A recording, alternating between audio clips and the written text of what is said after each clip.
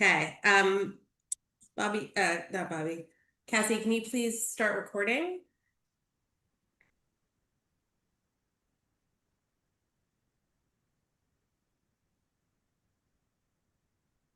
This meeting is being recorded.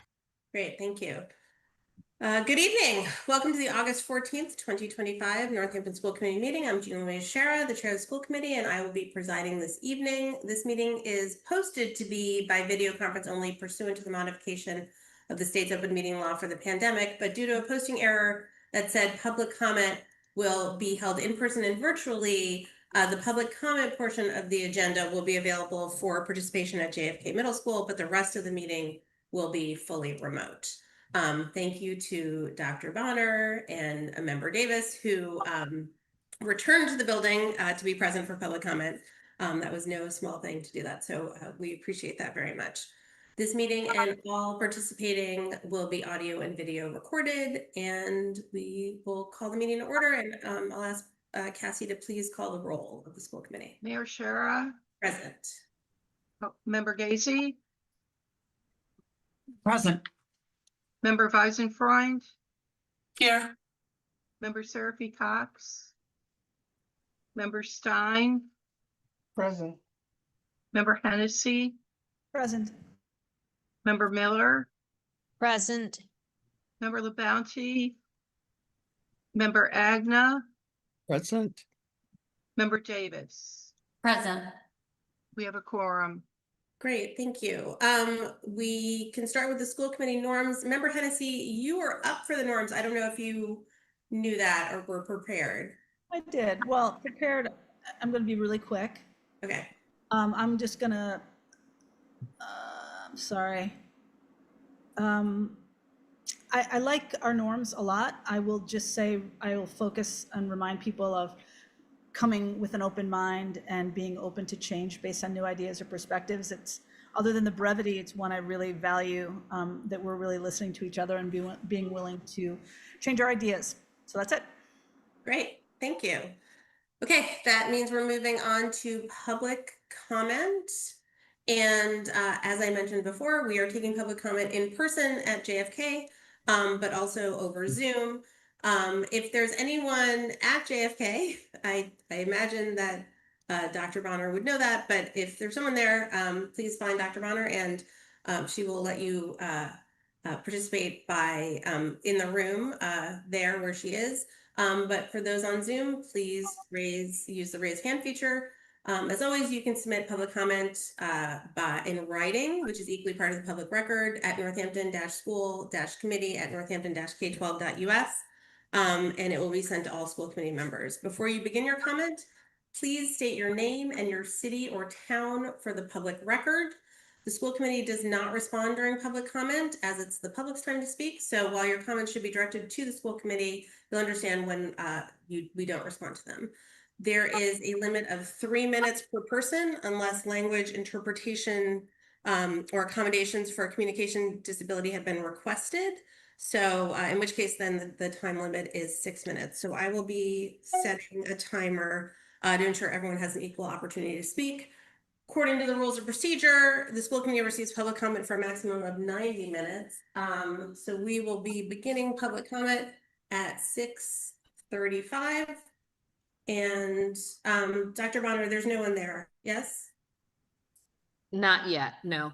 Okay, so starting on Zoom is Macaborski.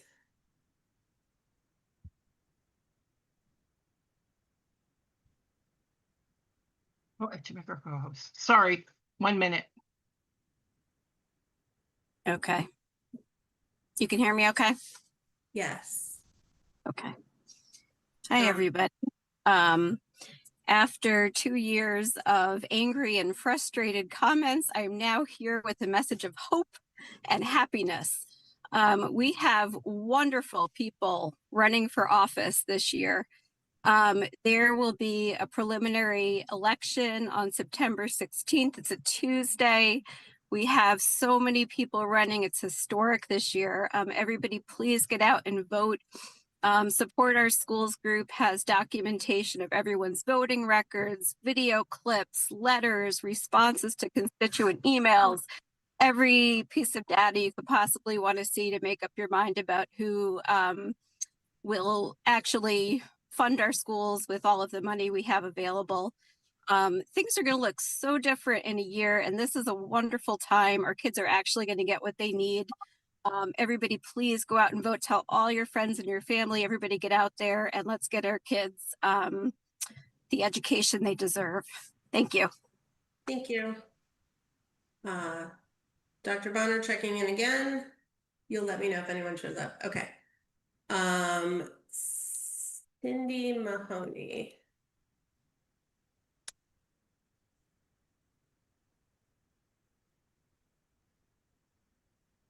Good evening. My name is Cindy Mahoney, Ward 6, Florence.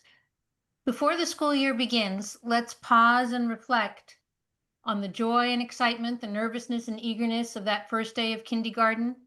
Let's hold on to that energy as we work to tackle the challenges facing our school community. These include after-school care, literacy gaps, new competency determinations, a cell phone policy, the elementary intensive needs programming, and the issues raised in the case collaborative report.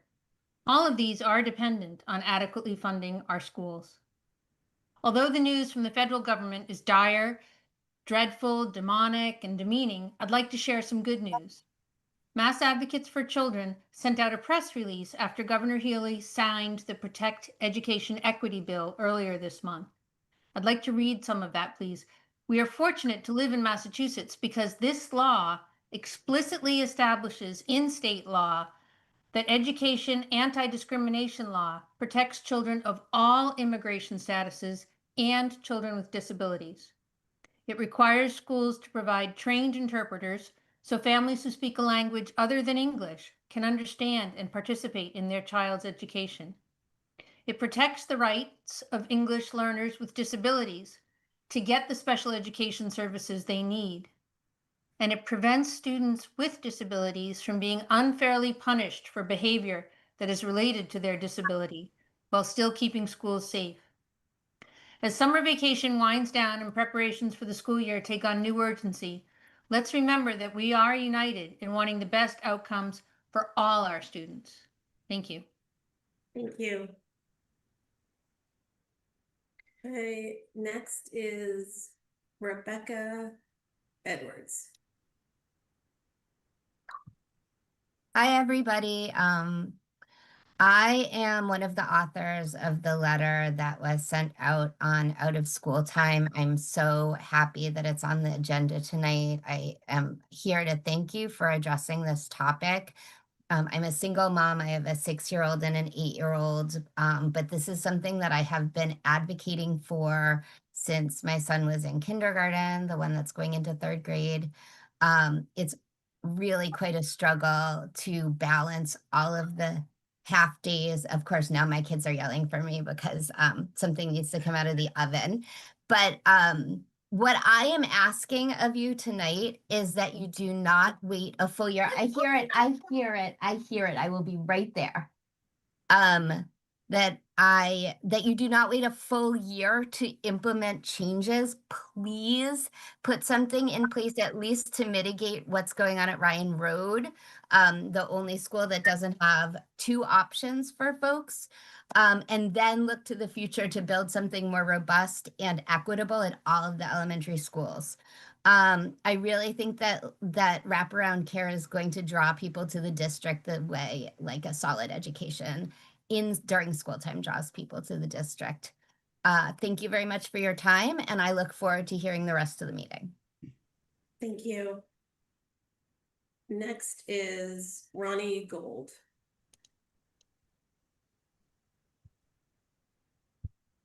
Hi, can you guys hear me? Yes. Great. Thanks. Ronnie Gold, Northampton resident. So as a teacher with this new year coming along, I've been thinking a lot about the importance of having consistent leadership in our schools. And so in that lens, it's made me think about how and why Northampton and NPS has struggled to maintain its leaders. And even when it comes to the superintendency, has fallen below the state average of 5 years for a superintendent. And so in your discussion this evening, if I see it correctly on the agenda about the superintendent search, besides thinking about what the search might look like moving forward, I hope some time is taken to reflect on what the process has been, right, in the past. We recently had an intern that was selected and then stepped down. We had an intern that was selected and was told you should even apply for the long term, but then she wasn't renewed. And now it looks like we're again, after hiring a superintendent, looking for another new superintendent. And so something about the school committee's process seems to not be meeting the needs and the state averages that we're seeing. And so I really hope that a reflection is done on that. I also think it's important to name that this is now the second person of color that is leaving as a superintendent, for whether it's not being the right fit or what have you, whatever the word is we use. I know there's an effort within the district to diversify, and it's concerning that, again, we're losing a person of color and a chance to diversify our leadership. And I hope that there's something, and a lot of time spent tonight bringing that to the forefront and seeing what about the process is leading to that situation, and what can we do to ensure strong leadership that is consistent and maintained moving forward. Thank you very much. Thank you. Next is Lisa Medeiros.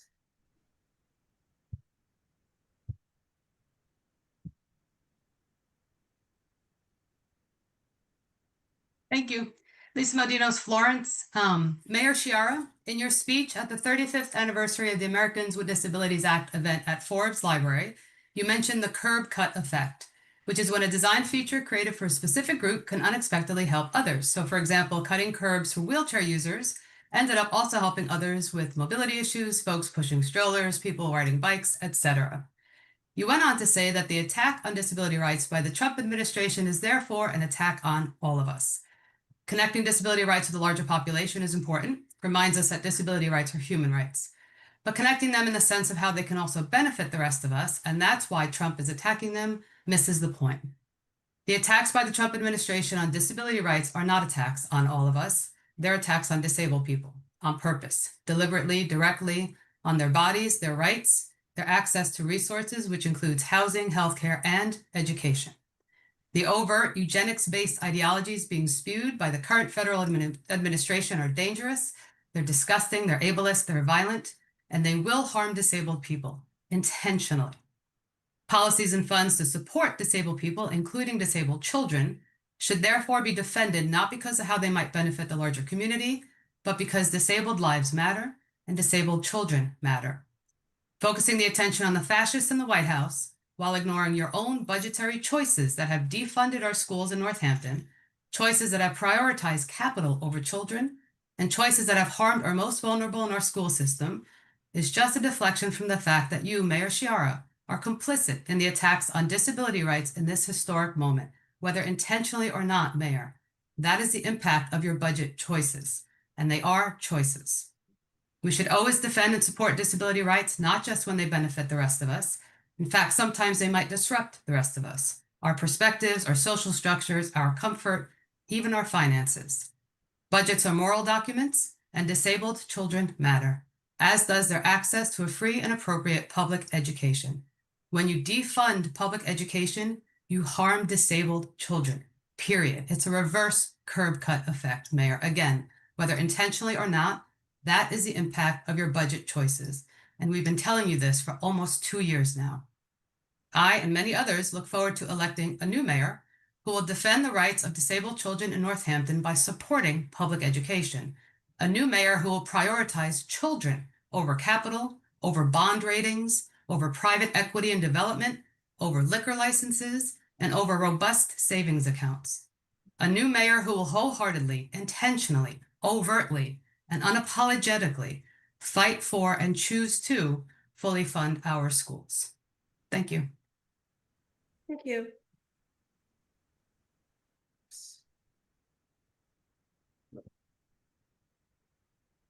Next is Gaurav Jashnani.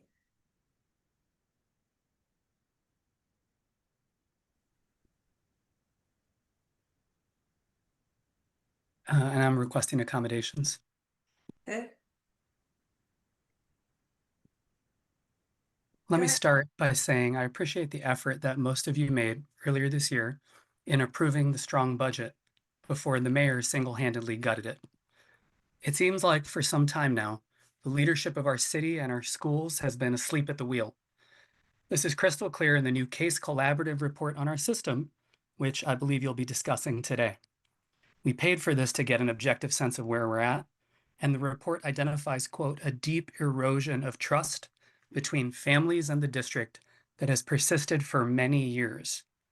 It states that, quote, there is a clear perception that special education services are compliance-driven rather than student-centered in our district, and that, quote, many families are skeptical of district initiatives, perceiving changes to be driven by budgetary rather than student needs. This is exactly what I and dozens of people have been telling you.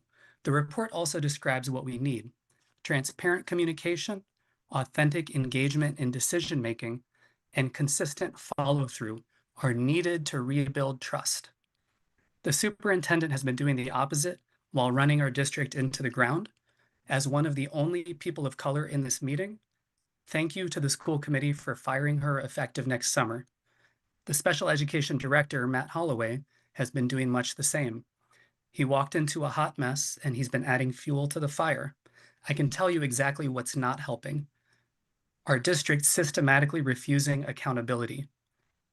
This past March, without even looking at it first, Matt Holloway sent a file to me and to the state. It was a transcript from an IEP meeting that was held because this district was violating 6 different laws. According to the state determined this. The district was violating 6 different laws that protect the rights of disabled children just with regard to my child. Immediately after this meeting, the district-wide director of special education, Matt Holloway, the principal of the school, and 2 other school employees remained. People on this transcript, again sent to me by Matt Holloway, swore about me, made negative comments about my political affiliations, and disparaged me for saying the district should follow state and federal law. Then, they admitted that Northampton routinely violates IEPs and that the district preys on a lack of information to underserved students and families who can't fight for what their children need. Just to spell it out for you, that means overwhelmingly children of color, poor and low income children, children whose parents don't speak English as their native language. This is the definition of inequity, of racism, of discrimination.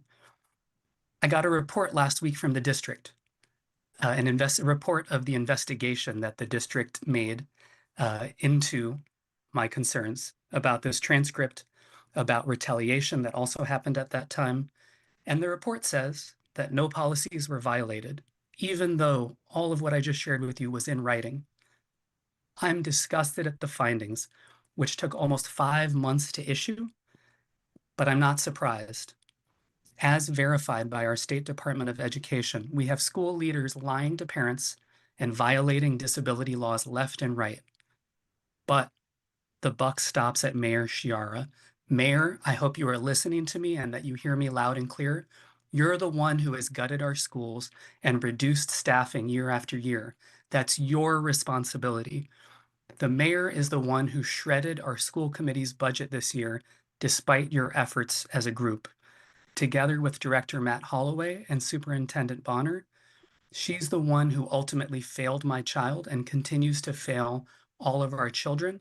I hope everyone listening remembers that at the September primary. We need a new mayor who cares about our children and cares about our school system. Thank you. Yeah. Dr. Bonner, is there anyone there? Mayor, no. Okay. I'll let you know. I'll raise my hand if someone comes in. Okay, I don't see any further hands. So if there's nobody there at JFK, then we will move on from public comment. Thank you, everybody. And we will go to, oh, Zara, all right, Zara, in under the wire. Go ahead, Zara.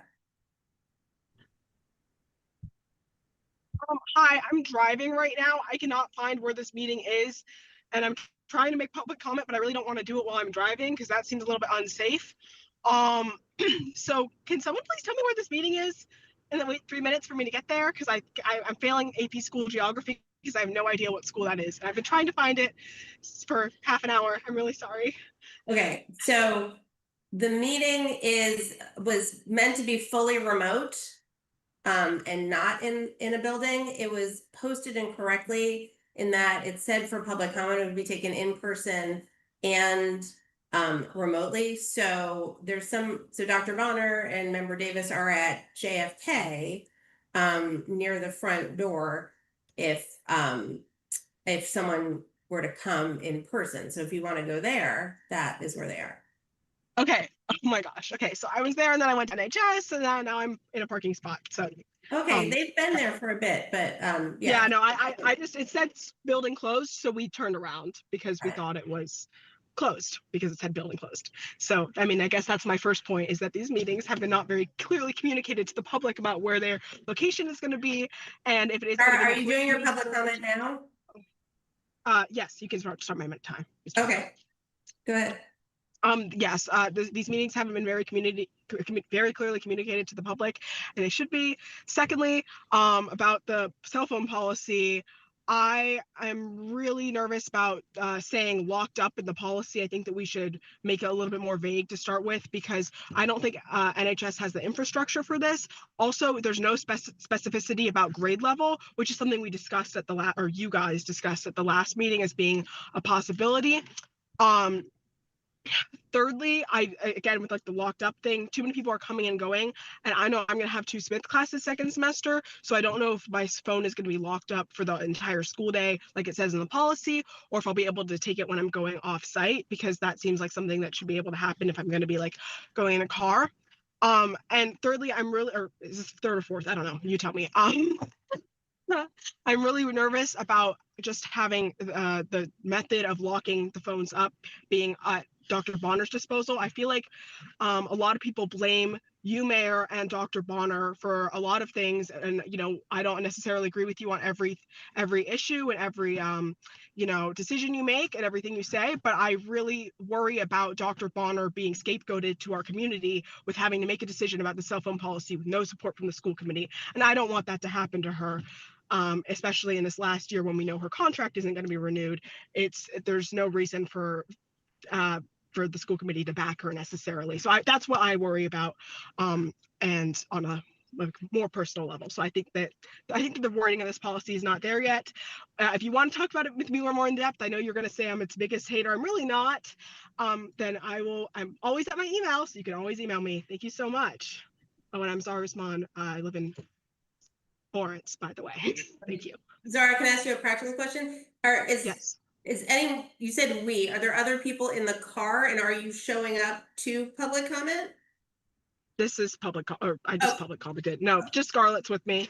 And Scarlett's not going to give comment. Okay, I just want to know whether we should wait for you to show up at JFK. No, I appreciate it. I appreciate it, Mayor. I appreciate it. We are not showing up. Okay. We will head to my house. Thank you. Thank you. Bye. Okay, next is Deborah.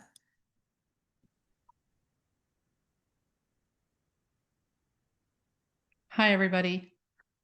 Can you hear me? Yes. I was kind of stalling for time for Zara to get to wherever she was going, which is why I raised my hand. But I will say that I was hoping to see something about the new intensive needs classrooms that are supposedly being launched this month in the elementary schools, particularly in Bridge Street. There hasn't been a lot of communication with the community about that, around the curriculum that's being used, the criteria that's being used. I was on that working group, and I've made a lot of suggestions that haven't been heard, and I'm willing to do a lot of groundwork around it. So I would encourage the school committee to have Matt Holloway come and talk to you guys about that program that's about to launch, I believe, before the community is ready for it. And I am worried about the effects on the children who are not in that classroom, who still rely on those services, and what will happen as resources are spread even more thin. Because I do remember Dr. Bonner saying, in order to have an appropriate intensive needs program, that we would need to have at least a level service budget, if not a strong budget.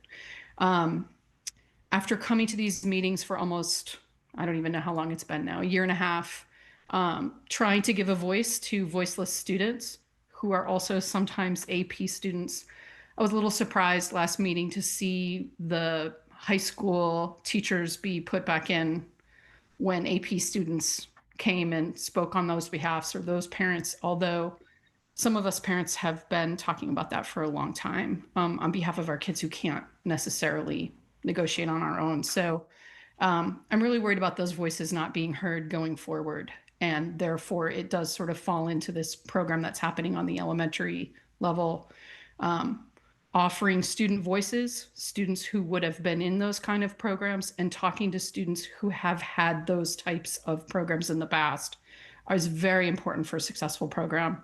And those voices are being silenced and not being addressed. So I'm babbling. Happy end of summer. Bye, everybody. Thank you. That was Deborah Thompson, correct? Wait, hold on. Deborah, would you be able to just state your full name and city or town? Yeah, it's Deborah Thompson, Northampton. Thank you. Okay, appreciate thank it. you. Okay. Seeing no further comments, we are going to move on to announcements. Any school committee member announcements? Okay, can I see all school committee members? Oh, member Agna, go ahead. You're muted. Excuse me. I just wanted to remind people that the Transformance is happening on Tuesday, the 19th at Look Park. It's a wonderful fundraiser and the PTOs benefit from it. And it's a great community event that people come together. So if you haven't heard about it, check it out. It's a really great thing. It starts at 4:30 and goes to all hours. So thank you. Thank you. Any other announcemements? Okay, seeing none, we'll move on to recommended actions. I'm going to read the items and then ask if there are any removals, because there's no discussion on recommended actions. So we have the minutes from June 12th, 2025, September 10th, 2020, May 14th, 2020, June 30th, 2020, and April 25th, 2019. Yes, Member Weisenfreud. Yes, I'd like to remove the June 12th minutes. Okay. Any other removals? Seeing none, is there a motion to approve recommended actions minutes B through E? So moved. Motion made by Member Hennessy, seconded by Yeah, but Member Agna. thank you. Roll call, please, Cassie.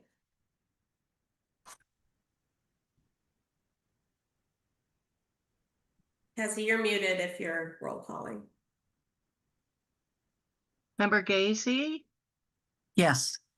Member Weisenfreund, Yes. is Member Seraphy Cox here yet? Yes, and maybe needs to be made a co-host. Okay, all right, let me. She's There she is. Okay, She's now up at the top because she's raised her hand to help out. got it. Member Seraphy Cox, are you in favor? Yes, thank you. Member Stein, No. Member Hennessy, Yes. Member Miller, Yes. Member LaBounty. Oh, sorry. Member Agna, Yes. Member Davis, Yes. Mayor Shara. Yes. Motion passes. Okay. So moving on to the June 12th, 2025 minutes. Yes, member Weisenfeld. Yeah, I have a couple of things. On page 10, D, where we talk about the request for permission of superintendent to enter contract negotiations with business administrator. We passed an amended motion that said that the school committee will be consulted in executive session regarding the contract negotiation in order to offer feedback and guidance before a final version is brought to the body for a vote. And I think we forgot to do that, and it's on the regular agenda today under new business. So I just wanted to bring that to everybody's attention. Not sure what to do about that, but I wanted to point that out. Okay. Secondly, yeah, so on page 15, second paragraph from the top, where it talks about, I asked Dr. Bonner as she presented the strategic plan about the financial planning components of the plan. It says another goal was to increase collaboration between the city council and the school committee, and that component has stalled. I think that it's important to be more specific there in terms of what was said, especially because on page 16, we reference Member Stein requesting an executive session to discuss willingness to work with certain members around the strategic planning goals, which is directly related to what Dr. Bonner said, which was Cassie, we can go back to the recording, but it was something like, because of the quote, unfortunate change of the chair of the Budget and Property Subcommittee, I am not moving forward with this part of the strategic plan. So I think it's important to add that. That's all. So these minutes are far more detailed than necessary. If you have exact language that you'd like to move to amend with now, you could do that. And Dr. Bonner? Yeah, so member Weisenfreund is doing an interpretation of minutes and is actually crossing the minutes from last meeting with what's occurring today. And so first of all, the motion about parameters, the parameters were set in terms of the business administrator's contract. And if you read what's under D, it was very, very clear that Superintendent Bonner said that because the terms of the contract are being predetermined, negotiations are not necessary. So I was given a script in terms of what the parameters were. There's no need. Things that were discussed in public should have been discussed in executive session.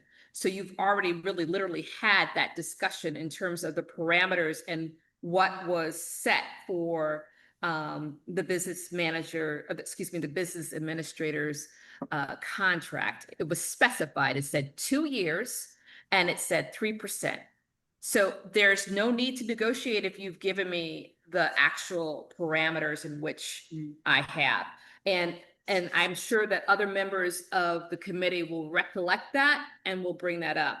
The second piece about the strategic plan and not being able to bring forward the working component. So that was a part of my evaluation. That statement was made and not made at last month's meeting. So we need to. It was actually, I just listened to the recording. No, Well, sorry, I we're would not ask for the body before you vote anything or make any edits and changes that the actual meeting be reviewed by the clerk.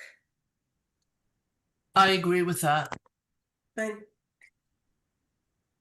Member Stein to these minutes?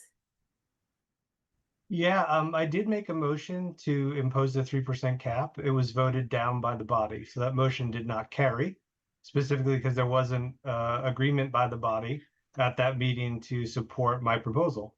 I made a subsequent motion which did pass at that meeting, which said that there were conditions beyond just the salary, including the contract, and that we should discuss it in executive session before you negotiate it to bring it back to us for approval. And that did pass. So I think you're confusing the motion that passed and the one that failed. And I appreciate Member Weisenfreund pointing this out. I do think it impacts this other item on our agenda. Again, if you watch the June 12th meeting, as I'm sure our clerk will, you will see essentially what Member Weisenfreund has pointed out. And making minutes detailed versus editorializing what does and does not get included that people think are pertinent is an argument of interpretation, but no one's talking about transcripts here. And if a member wants to propose that we include a factual element that occurred in our meetings in the minutes, I see no reason to stand in the way. Okay, so are we in agreement that we will hold these minutes till the next meeting? And in the meantime, Cassie, you'll review and make amendments if needed? Yes. Okay. Moving on to, this is 7A, student, so we're still in recommended actions. 7A is student services job descriptions. And 7B, a donation to the class, from the class of 2025, gift to the Northampton High School band program of $2,264.81.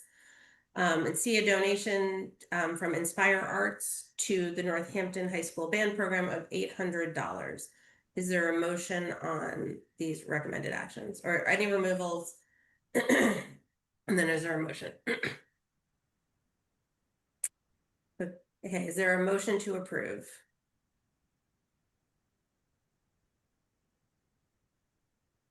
Like to make a motion to approve those. I'm not sure. Recommended actions 2. Okay. Both recommended actions, the 2 recommended actions. There are actually 3, but it's recommended actions 2. Oh, Number okay. 7 on the agenda. Apologies, that was confusing. Okay, motion's made by Member Davis, seconded by Member Hennessy. Roll call, please. Member Weisenfreund, Yes. Member Seraphy Cox, Yes. Member Stein, Yes. Member Hennessy, Yes. Member Miller, Yes. Member Agna, Yes. Member Davis, Yes. Mayor Shara, Yes. Member Gacy. Yes. Great, those pass. Okay, next on our agenda is to go into executive session.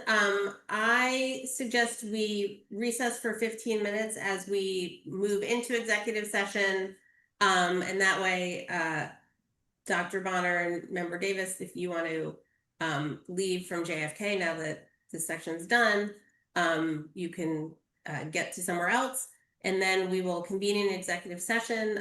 We will be coming out of executive session back into the public meeting. So we're going to recess for executive session, but we'll come back into a public meeting for the rest of the agenda. Is there a motion?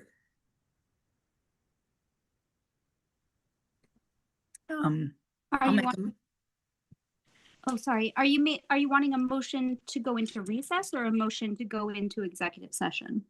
A motion to go into executive session, and I'm saying we're going to take about 15 minutes for for people to get where they're going to be. So we will go into recess, and then convene an executive session. So we don't need a motion, I think, to go to recess. So a motion to go to executive session would be helpful for both the purposes. I'll make a motion to go into executive session following a 15-minute recess. Okay, but here's the thing. You got to read the whole thing. Oh, God. Okay. Where's the executive? I make a motion to go into executive session pursuant to MGL C3OA 21A7 to comply with or act under the authority or any general or special law or federal grant and aid requirements, purpose 7, for the purpose of reviewing and approving executive session minutes to comply with the open meeting law, and under purpose 2, to conduct strategy sessions in preparation for or to conduct collective bargaining sessions, and purpose 3, to discuss strategy with respect to collective bargaining if an open meeting may have a detrimental effect on the bargaining position of the public body and the chair so declares, specifically to review, discuss, and possibly vote to ratify the draft tentative agreement changes in the 2025-2028 collective bargaining agreements with NACE units B, E, and F.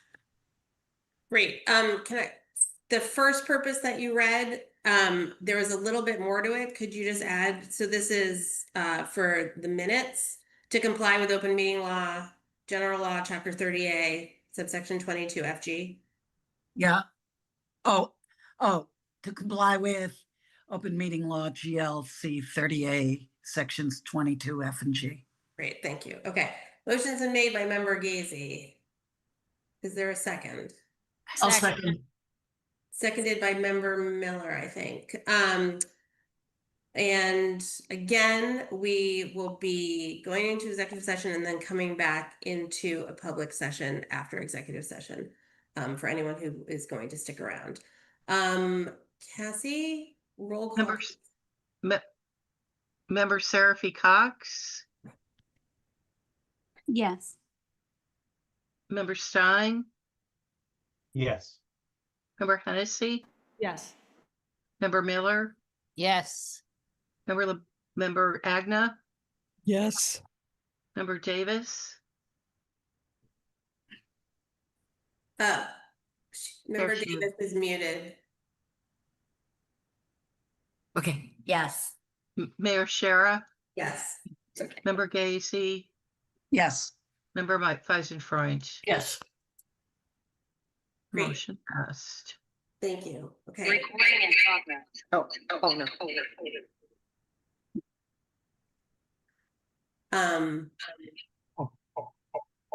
So we're on break. We're recessed. We need to put school committee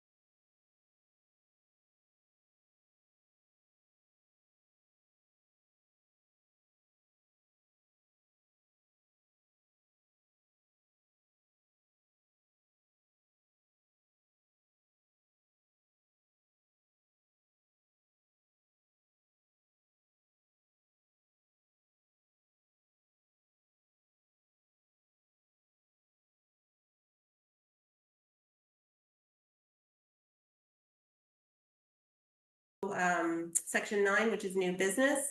And the first item is vote on the 25-28 collective bargaining agreements in these students B, E, and F. And I will hand it over to the chair of negotiating subcommittee, member Seraphy Cox, to address it. Yes, thank you. We are nearly there with the contracts that were on the executive session agenda this evening, but there are just some language pieces to hammer out, and we will be bringing forward, the plan is to bring forward all 6 school employee contracts at a special meeting that will be scheduled hopefully sometime between now and the next regularly held school committee meeting. Okay, thank you.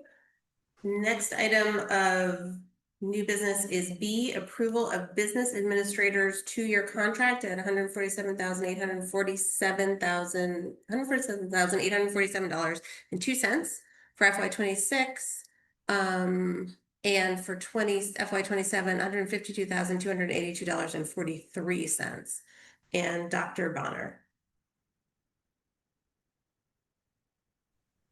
As requested, we put together a contract for Bobby Jones for serving for 2 additional years outside of this contract. Her contract actually starts in October, and using the 3% COLA increase for each year. So nothing else has changed in this contract. It is the original language. The only thing is the change is the extension as well as the increase in salary. Okay, thank you. Member Stein. I mean, I think I just, I don't know if we need a motion to do this. I will make it if necessary, but given what we discussed earlier on the parameters that pass in the direction of the other motion and the fact that the clerk is going to verify what action we already took on this, I think we should just table this until our following meeting. To reiterate, the parameters that drove the figures here were not voted on by the school committee. It was a motion I made that failed. And we made a different motion about how we wanted to proceed that passed. And so what we're being presented here tonight isn't in accordance with those past votes. So I'm saying we should table this until September when we can proceed in accordance with those votes.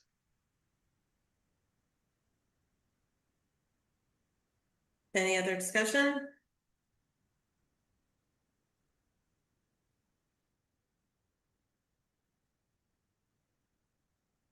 Member Weisenford?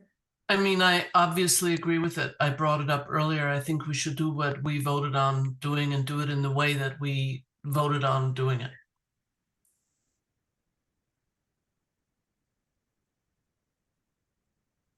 Any other discussion, or is there a motion? There hasn't been a motion. There hasn't been a motion, but it sounded like Member Stein was willing to make one if that was deemed necessary.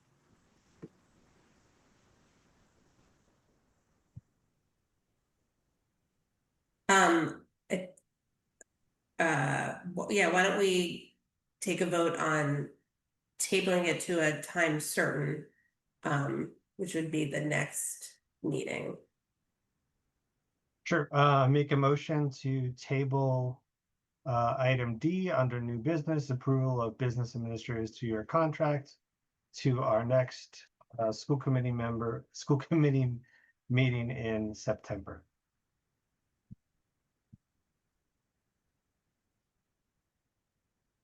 Member Weisenford? Yeah, I have a question then. So I guess I'm not clear. So does this motion mean that we'll be discussing it at the next school committee meeting in executive session as we had voted on, or we're just postponing our discussion? My impression is that this tabling, in conjunction with what we decided earlier regarding the clerk's revisiting of the minutes and the meeting, should rectify itself and we'll have what we voted on then. But we can make the motion more specific.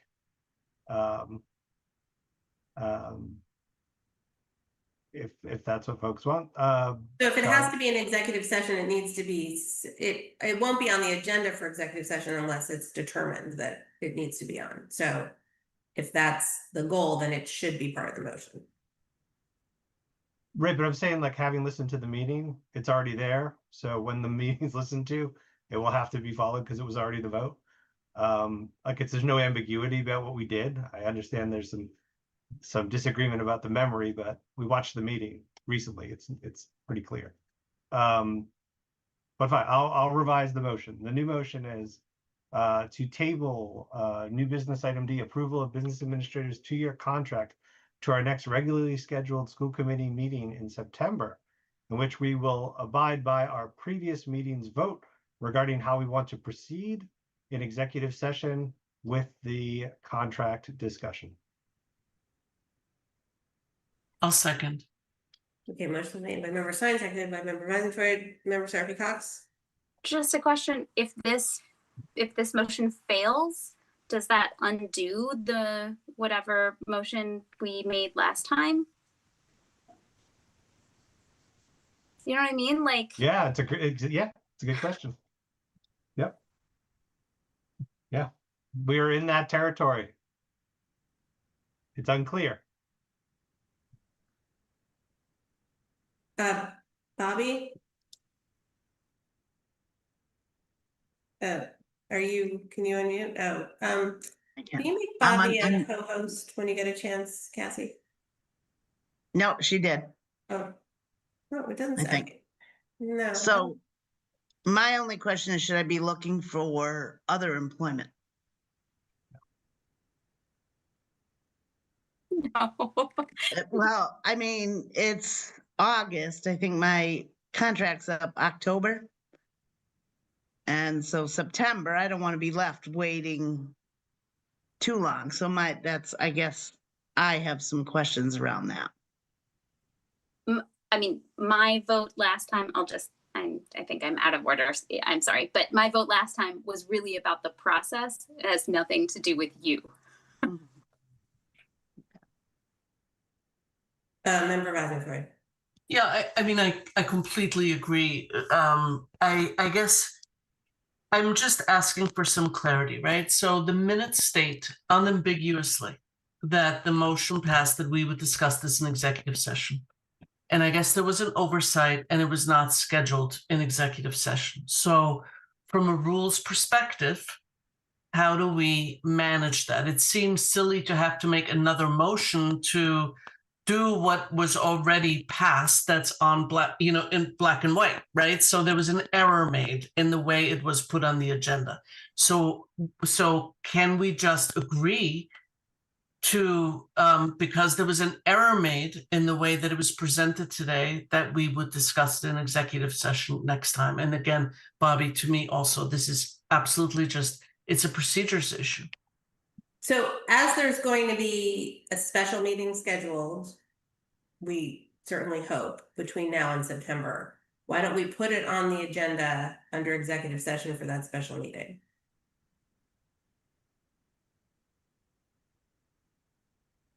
Member Miller? I thought we were going to be voting on it tonight in executive session. So I was surprised when that wasn't brought up. So I would definitely want to do it in a special meeting if that's the only alternative, because I sympathize with Bobby and I think we need to get on this ASAP. Okay. Member Stein? Yeah, I mean, the other part of this too, right, is the figures presented to us here were the ones that I proposed that the rest of you weren't in support of, right? So like it may disadvantage Bobby if we don't proceed the other way. So I agree with moving it to the next session, and yeah, it's procedural. Member Gazy?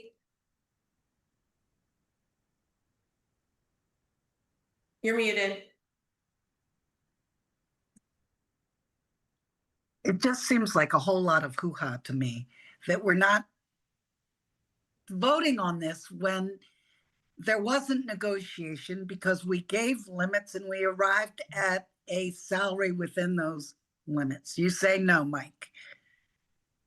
That motion failed. That's the point. The minutes say it failed. It didn't pass. So we didn't give that direction, and that's the contracts that are being brought to us today. It's an error, right? Like, so why would we vote on something that was wrong? Like, you guys didn't agree to this. It was my motion that failed. You think I'd want you to vote on it? We didn't pass it. That wasn't the guidance. Okay. It just seems to me very unfair to Bobby and, you know, procedures. Let's by all means uphold all our procedures because we're doing so well at it. I'm sorry, that was facetious. Okay. I'm just frustrated. I take whatever. Fine. Member oh, sorry, go ahead. I thought you were done. I am done. Okay, Member Hennessy. Thank you. I actually understand this, and I think it's incredibly difficult. A mistake was made. It happens, whether it was, you know, a misunderstanding or a mistake. It doesn't matter. I don't think it was intentional, and I don't think it gives Bobby any comfort. It wouldn't give me any comfort to know that, oh, it's just procedural. We're going to be fine. I actually would be super worried if I were her about that. So I understand the procedures. I understand this was a mistake. I'm wondering if there's another way we can do this and just vote on it. If we don't, I really understand the procedures. It just feels like we're letting a procedural mistake get in the way of making this person's life, if we are all going to agree to this. Because we could say it now, but when it comes right down to it in executive session, maybe not. So I feel really uncomfortable with it. And again, I really understand that mistakes are made, but I want to treat this person with some humanity here, particularly if we're just going to vote on it again in a couple weeks. But anyway, I offered no solution and I took up time, which is what I say we shouldn't be doing, but there we go. Member Weisenford. Yeah, I mean, and I hear you. I hear what you're saying, and I think maybe, you know, if we wanted to then address the mistake and just say, okay, it was a mistake, and we could still, you know, make a motion to vote on it, even though it, you know, but just have it be on record that this was not what we had intended with our votes at the last meeting. Right. I think that I responded to this feeling that, you know, even though, right, our votes matter, right? We sit here, we talk about stuff, we work hard, you know, this is nothing, you know, Bobby is, you know, an incredible asset to the public schools, to the school committee. You know, but I didn't feel comfortable with the vote that we took last time, just, you know, not being recognized and the process not being recognized. So can I just, in the future, you know, if there's ever something that you see in the minutes that isn't. I did write to Cassie about it. Okay. Today. It was today. So it was today would be too late potentially, but yeah. Member Stein. I'm not sure where we are with motions and where we're going. But I just want to point out, if folks do move to vote on this tonight, this is like the amounts here, this is important. The amounts here are reflecting the parameters I suggested that you all voted down. So if you want to have a conversation about what you think the right dollar figure is, and you want to have the superintendent tell you what they would have suggested absent their misunderstanding of what passed. I mean, this is the whole thing. We can have that conversation, but that's how you would have to proceed. Because I don't want to have my failing motion stand in here and then get passed, right? It's doesn't make any sense. You didn't want these numbers. So don't vote for them now and have the conversation now if you want about what number you think is appropriate. That's the other wrinkle. Like, I don't want to have gotten my failed motion away because of a procedural error.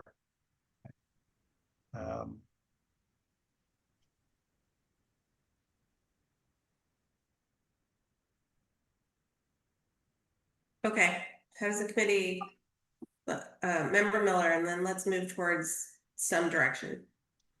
Yeah, I just was going to ask the parliamentarian whether it was too late to enter executive session to discuss this tonight.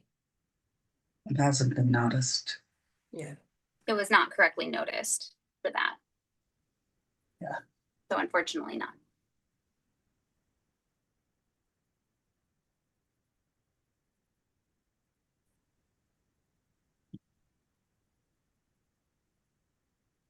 There was a motion on the floor. Can you remind us what it was, Cassie? Pardon me? Can you remind us what the motion is? Sure, out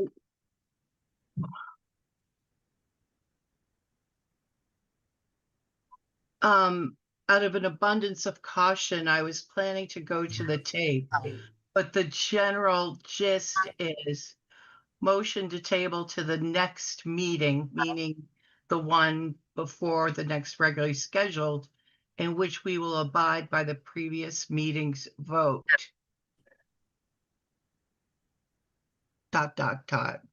Go to tape. I don't know if it got a second. That Did get a revised- second. It did? Okay. I thought Anat seconded it. I did.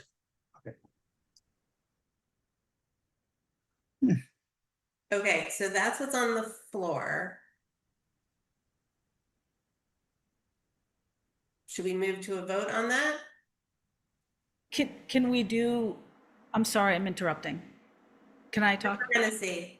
Okay, can, Mike and Anat, I can't make a friendly motion, but can I suggest, could we say we recognize that there was a mistake and we want that formally recognized, however, we will take a vote on this now? That's my language at 9:10, but, or do we have to vote on this first? You can offer that as an amendment to the motion on the floor, which effectively replaces the motion on the floor. Okay, I'm going to offer that as an amendment, and Mike would have to approve of that, yes? No. No. No, it would just need a second. Yeah, Okay, you would like make the motion and we'll vote. I'm making that as a motion. We haven't confirmed that there was a mistake. Wasn't that part of this whole hoo-ha process to go back and listen to the tape? I think they're two separate issues. Member Weidenfeld, would you like to explain? Yeah, I think the where we were going to go back and listen to the tape was on the comments that I wanted included in the minute around the strategic plan issue. Oh. And the other piece is in the minutes very clear, right? That there was an initial motion that failed that Member Stein made, and then a motion that passed that we would discuss this contract in executive session.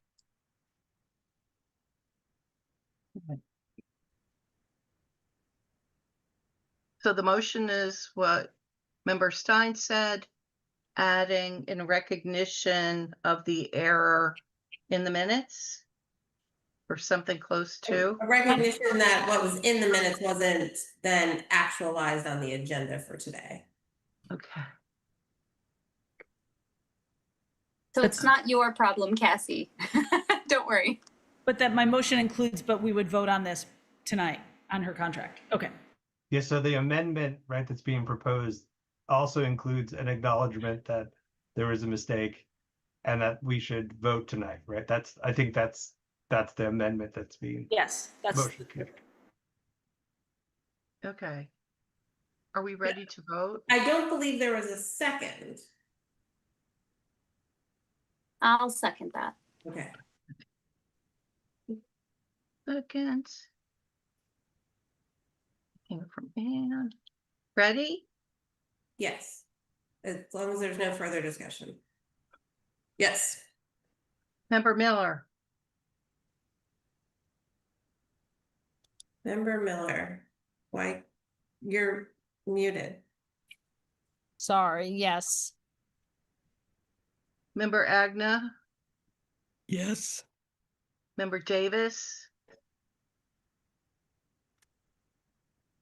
Member Davis,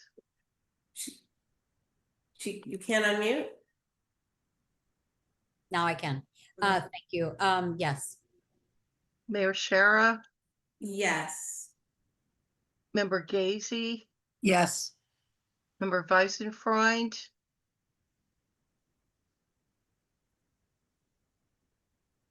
Member Weisenfreund, Member Seraphy Cox, Yes. Member Stein, No. Member Hennessy. Yes. The motion passes. Okay, Well, thank the you. the amendment. The amendment Oh, passes. the amendment passes. Okay. Any further discussion on the motion as amended? And before I forget, Cassie, can you make Member Davis a co-host so she can unmute? Sorry. Member Stein. So are we gonna pass this motion and then that means we've decided to make a decision tonight and then we have another discussion and motion of what to pass? Right? So we've decided to vote on it tonight and acknowledge that there was a problem. That's what the amendment was. So now if we all vote to pass the new amended motion, we are saying we agree there was a problem and we're going to vote tonight. And then we will begin deliberation about what we're voting on with the new motion. Yes. Okay, just want to make sure I understood where we were. Any further discussion? Okay, roll call, please. Let's see. Member Agna, Can you repeat what it is we're voting on? I'm sorry, I've lost track of that. I concur. I have to go to the tape. We're voting on the amended motion that you just all voted for. So it's just that we agree that a mistake was made and we still want to vote tonight. So we're going to vote yes or no, and then we're going to discuss what and decide what we're actually voting to do. Okay. All right, yes. I just need to clean up my notes. I'm sorry. Okay, Member Davis, Yes. Mayor Shara, Yes. Member Gazy, Member Gazy, Sorry, yes. Member Weisenfreund, Yes. Member Seraphy Cox, Yes. Member Stein, No. Member Hennessy, Yes. Member Miller, Yes. Member Agna. I started with you. I apologize. Yes. Okay. So we are back to approval of this contract.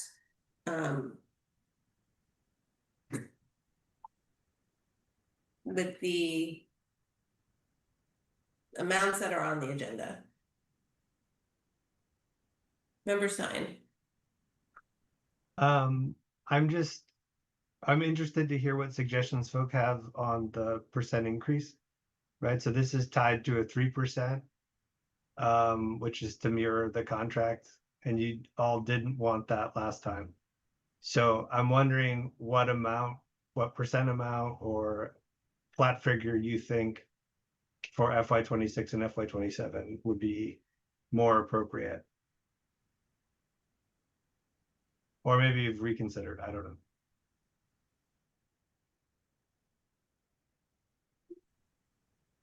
Okay, who would like to weigh in? Member Agna. Since I wasn't at the meeting in June, I'm wondering if there is a rationale for a different percentage that was stated, and whether that percentage was higher than what was 3%, or was something that people wanted to have a lower percentage? Is that something that people can weigh in and explain to me, since I wasn't there? You're shaking your head, Emily. It wasn't as clear as that. Okay. Okay. Well, I'm just feel like I'm in the dark about where it was, even though I know there were minutes, but apparently the minutes may not have reflected it. No, the minutes are correct on Okay. this. Okay. It, the agenda that was incorrect. Okay. All right. So historically, and we've sort of had this over the last couple of years, there's been there's been contract increases that are larger than 3%, which is what we're essentially thinking we're going to get with the contract. And consistently, the school committee has voted for higher increases for administrators than they have for the majority of our workforce. So usually it's around 5%. So without the mistake Dr. Bonner made, I don't know what she would have brought forward. I don't know if she would have brought in 5. I don't know if she would have brought in 4. I don't know that if she would have negotiated that separately and then brought us a recommendation, right? Because she made she was wrong about what we decided to do. So what we have here is the 3, which matches essentially the contract cost of living increase.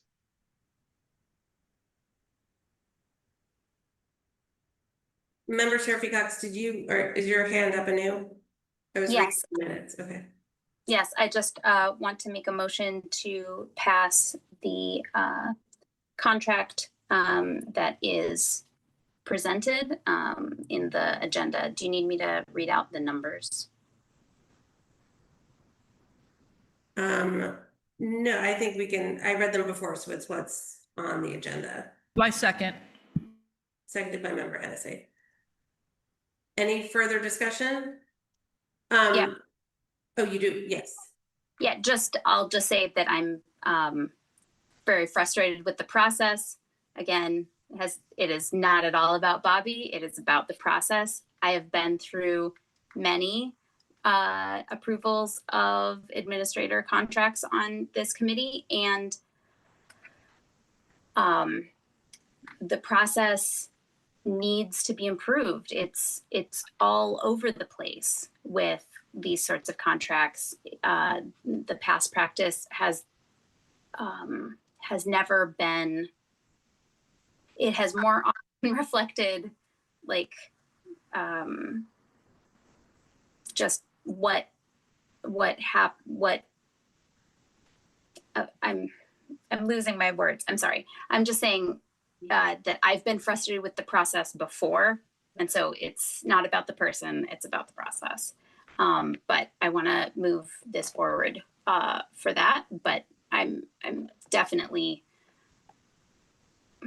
again, voicing my frustration with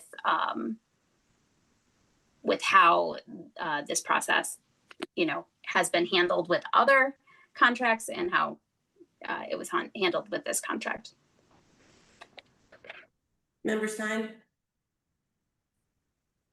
Yeah, I just want to say, I will vote for this contract, but recognize that when we are faced with other renewals coming up, we've sort of set a precedent or not, and that has consequences either way. So that was my point about saying we may have disadvantaged Bobby by deciding to vote on this tonight in this way. So, when we have the next contract for renewal that we're asked to vote on, remember, tonight you move forward, presumably if it passes, with a 3% increase, right? So that means things or not, right? And it plays out differently with other folks or not. So that's one of the reasons I don't feel good about it.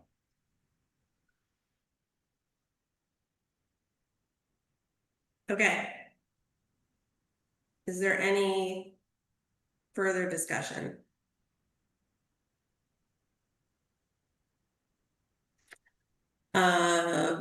Okay, then roll call, please. Cassie, I can't find Cassie. Yeah, I'm here. Oh, there you are. Okay. Come on out. Member Davis,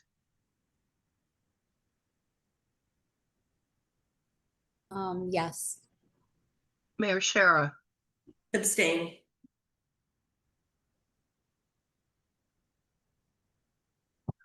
Member Gazy, Yes. Member Weisenfrein, Yes. Member Seraphy Cox, Yes. Member Stein, Yes.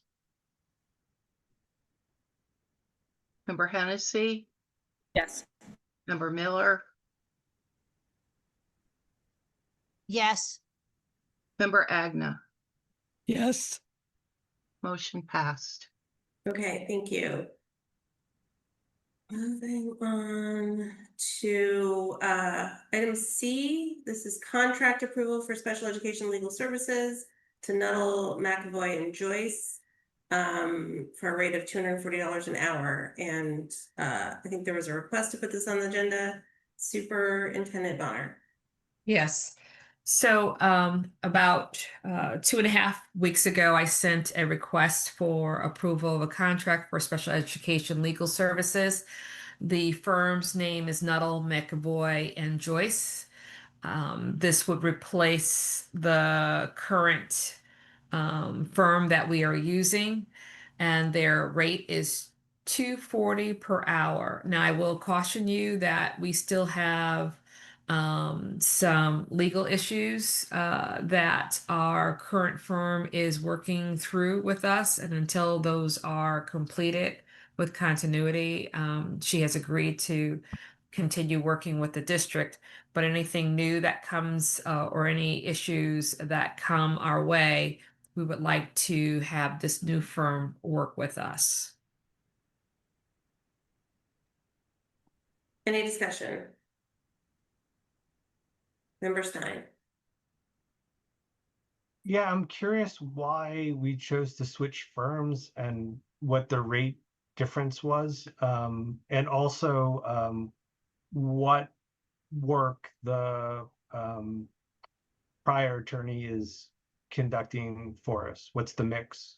You know, obviously nothing identifiable, but is it related to investigations? Is it related to specific complaint? Like what are we spending with that previous person? What do we project we might spend? Like why do we make a change?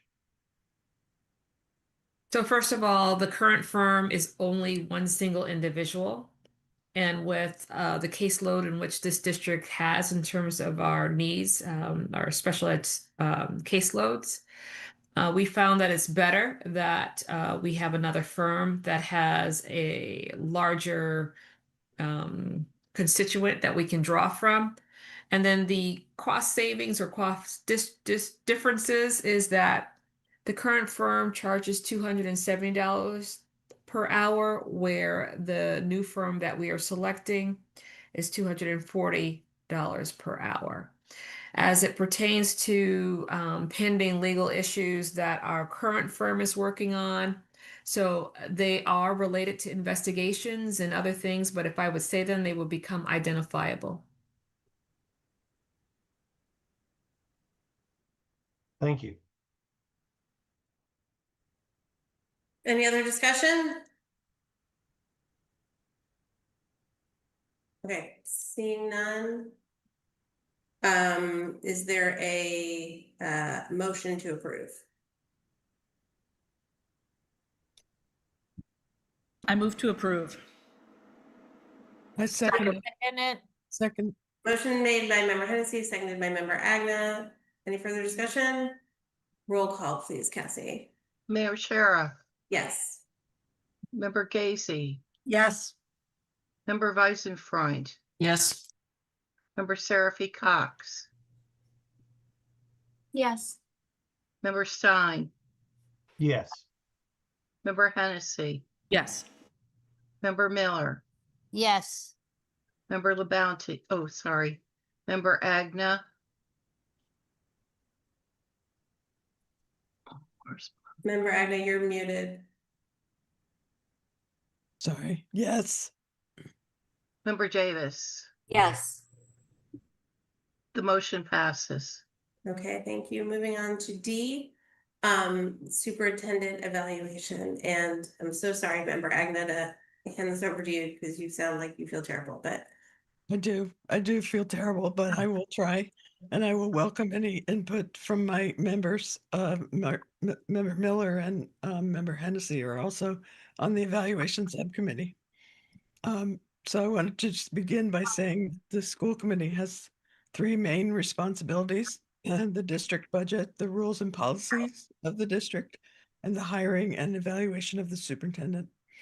So as chair of the superintendent evaluation subcommittee, I cannot overestimate the importance of the third responsibility, the hiring and evaluation of the superintendent. Our subcommittee undertook the evaluation of the superintendent in June by reminding members to review the evidence that Dr. Bonners put regarding her goals and standards laid out by the Department of Education, Department of Elementary and Secondary Education, DESE. Her evaluation was a mid-cycle one. She proposed a 2-year plan of goals and indicators under the standards, and this is the halfway point in this plan. So technically, this is a formative assessment with a summative evaluation at the end of next school year. We surveyed all the members of the school committee in early July. The survey asked for members' ratings on each of Dr. Bonner's goals and indicators based on her evidence and individuals' observations. We reviewed the survey results goal by goal and indicator by indicator at our evaluation subcommittee meeting on July 21st, 2025. I'd like to ask you to refer to the recording of this meeting for the detailed reporting of the results. Make a couple more points. Not all members completed the survey, which is, I guess, a concern, and I hope that in the future, all members will complete this survey. According to the DESE form, the rating scale for goals is 1, progressing, 2, met, 3, exceeded, and 0, did not meet. The rating scale for standards and indicators is 1, needs improvement, 2, proficient, 3, exceeded, and 0 is unmet. The average rating from the school committee is progressing for her goals, and the average for the standards and indicators is needs improvement. Some members rated Dr. Bonner's performance as progressing, met, and proficient, and some rated as did not meet or unmet. Again, the average is a rate for the rating of the standards is needs improvement, which is how the overall evaluation is calculated. So needs improvement is the recommendation that our subcommittee is bringing forward to the full school committee. Thank you. okay, thank you. Any other members of the committee?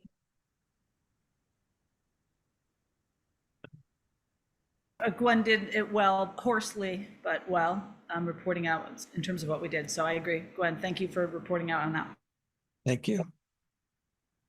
Again, I would recommend if people want to know the more details, we did list all of the goals and all of the indicators under the standards at our meeting on July 21st, if you'd like to see each one of those or hear about each one of those. Okay. I would also just add that it is that we did review every single response and that this is an aggregate of all of the responses. And you can actually also read every single person's detailed response. So everyone who filled out the survey. Did you calculate what percent didn't get filled out or what percent sort of wasn't What percent of the That's a good each question. section was answered? No, but one person did not respond at all, so didn't answer the survey. And then each question, I mean, there was the first 3 questions, most people responded. It was, I think there were 5 other individual questions that people didn't, 1 or 2 people didn't respond. There was not one item that was skipped by everyone. We had a majority of at least 6 people, I think for all but 1, and then we had 5. So we had 6 through 9 for all, and then one of the items we had 5 people respond to. Does that make any sense to you? Mm-hmm. Yes. Okay. Thank you. Member Stein. Thanks, Anne. Yeah, I appreciated the subcommittee's work on this in their meeting. It was pretty hard to figure out how to use that document at first and how to access it. But we did get through it, and I appreciated the extra time to do so before the meeting. And I appreciated the thoughtfulness in trying to weigh all the feedback one got and follow the rubric in order to arrive at a rating that you felt represented the overall feedback. And I appreciate that. I will be supporting the recommendation, but I wanted to raise a couple of related issues because this is one of the only moments we can, and because I think we need to discuss sort of our path forward for the next 11 and a half months. And so what I want to say, and what I shared with the subcommittee, and what I shared in part at the most recent Budget and Property Subcommittee meeting, is a real concern that the superintendent has decided not to work on some of their goals and has openly said they've chosen not to. I'm also very concerned about some of the actions that we're taking, particularly around what was represented in the Finance Committee hearing regarding NHS class size. Also what the records request showed related to that were very troubling. And to me, I don't have enough information to say if it was, deceit, or if it was not knowing, or if it was mismanagement. I don't know what it was. I don't have enough information to say, but I think as a body, we need to have a conversation about that. I also am dismayed that, that the superintendent is directing leadership position in the district specifically not to respond to me. It's not part of a policy on how we access information. It's not consistent with other practice. It raises a lot of concerns for me about what's going to happen over the next year. And I would like us to have an executive session to discuss what our sort of expectations are and how we will monitor those expectations for the remainder of the contract. I brought this up last time. So I would make a motion to approve the subcommittee's recommendation of needs improvement and to schedule a executive session for the school committee to discuss specific performance issues and to discuss expectations and oversight for the duration of the contract.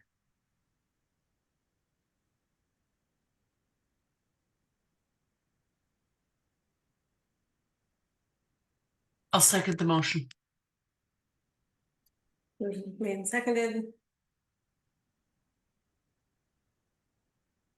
I'm wishing Layla was here because I do recall there was some question about having a discussion like this in executive session.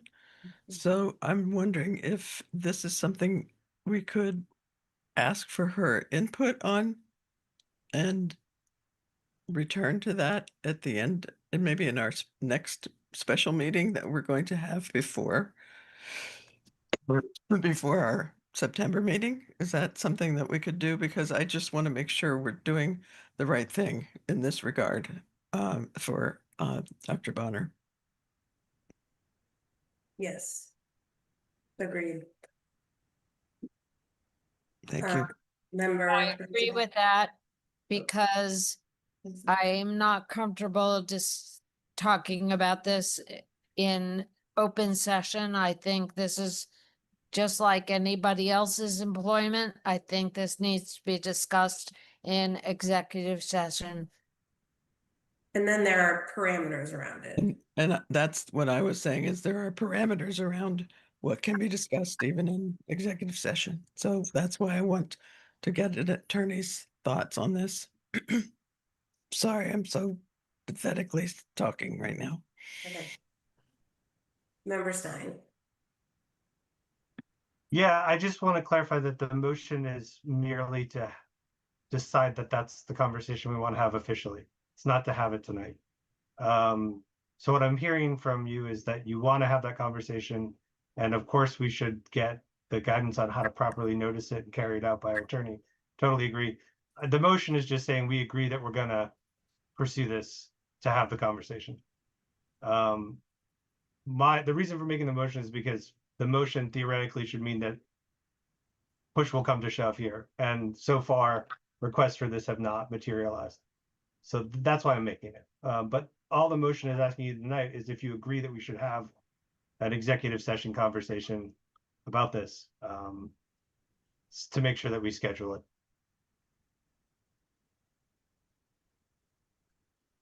I think there's a question as to what we'd be allowed to have discussed in executive session. Yeah, that's what I was trying to refer to. I'm sorry if I wasn't clear. Why we need to get Layla's input on this one. Right. Member Gazy. Yeah, I am happy to vote about the evaluation, but without Layla's advice, I'm not willing to. I assume we will talk about it under an executive session, but I don't want to do that second part of Member Stein's motion until we get legal advice. That's it. Member Weisenfreud. I guess I don't understand the problem, right? I think that we can vote on whether we think that's a good idea. And if our attorney, and then we will abide by however our attorney thinks we should have that conversation. Member Seraphy Cox. I mean, I basically agree with Member Weisenfreund. My only question was if it would be possible to just delay this to later in the meeting and get Attorney Taylor's opinion.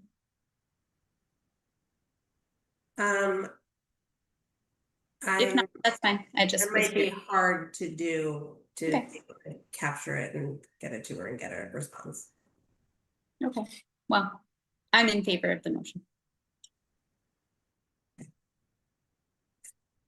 Oh, and I'm sorry, I actually had intended to raise my hand before to just say that I am the member who did not fill out the questionnaire at all. And frankly, it was because my partner was in surgery. So, but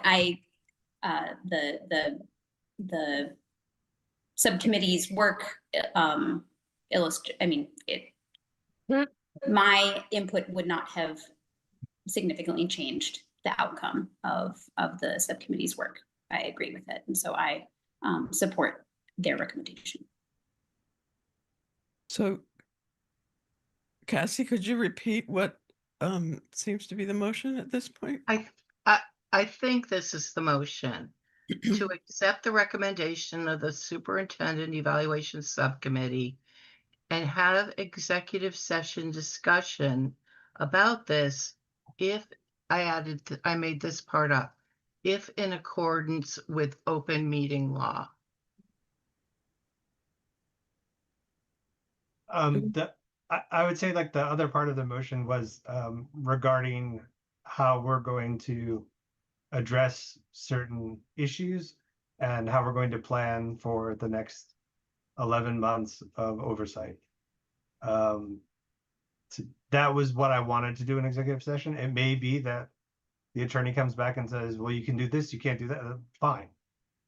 It's just the motion is to say I want to have this type of conversation in the way we can have it. And have executive session discussion regarding addressing certain issues and how oversight will be conducted if in accordance with open meeting law. Does that work?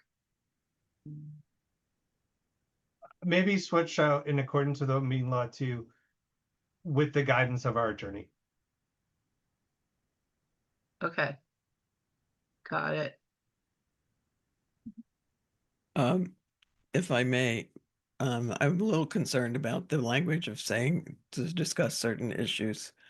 I think if we're going to have a conversation that is legal under the open meeting law and according to our attorney, we can discuss whatever we need to discuss, but I don't know that I agree that that needs to be, I'm not sure that the whole school committee agrees that there are certain issues.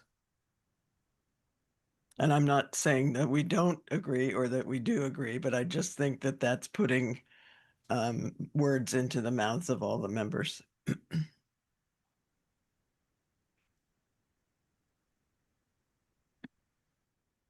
Okay, is there any further discussion of the motion that's on the floor? Yeah, Member Miller. I'm not entirely comfortable with the language either. Not only do I think we need Layla's advice, but I feel like it's the subcommittee's role to offer the entire committee the ability to rate and comment, which we did. And I think we can vote, and part of the motion was to accept the committee's report. That part I'm okay with. I'm not comfortable with the rest of it. So I can't vote yes, because I don't feel comfortable with the second part of it. Okay, so then either we could amend it or you could vote no on that. Member Gazy?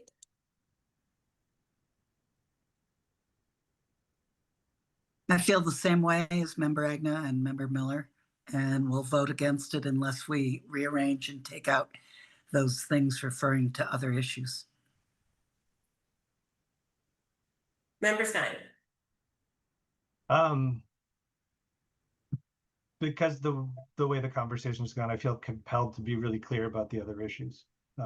I've sort of gestured at it.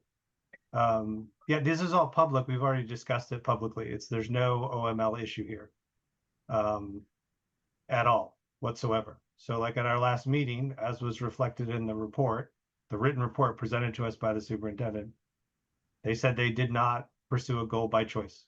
That's an issue I want to talk about. And they said why. That's an issue I want to talk about. I don't know how anyone in the committee could say the person that reports to us as a body has decided to ignore a goal we approved and you don't want to discuss it. The other issue I specifically want to talk about, and I'm not saying that's what you're saying, but that's what I'm hearing when you say, well, we can't agree about other issues. Like, I want to be clear about what other issues I'm talking about. The other thing is related to the MPS class size. The finance committee and the city council were misled on what our set class sizes were significantly. And that played a role in what happened. And then it also played a role in us scurrying for money when we found out we had this third period hole. And that type of management is a profoundly, it's a challenging set of things that I think we need to think about and talk about as a body. Those are the particular issues I'm talking about. I'm sure others might have more. I certainly mentioned more in my eval, but these are public things we have talked about. They've been talked about at numerous meetings. Okay? So unless people are saying that those aren't real issues that deserve actual conversation, I don't know why you wouldn't vote for these. If we want to amend it so it says whatever, that's fine. But I don't know what the hesitance is to say certain, like, there are issues. We wouldn't have, taken the actions we've taken publicly, or this would not pass if there were not issues. So I don't know why we're afraid to say that in a motion. It's really frustrating to me, honestly, especially as the person who is, quite frankly, being treated differently than the rest of you. And with few exceptions, no one has said or done anything to address that or remedy that. So I'd ask you to take my request seriously and pass my motion. Member Gazy.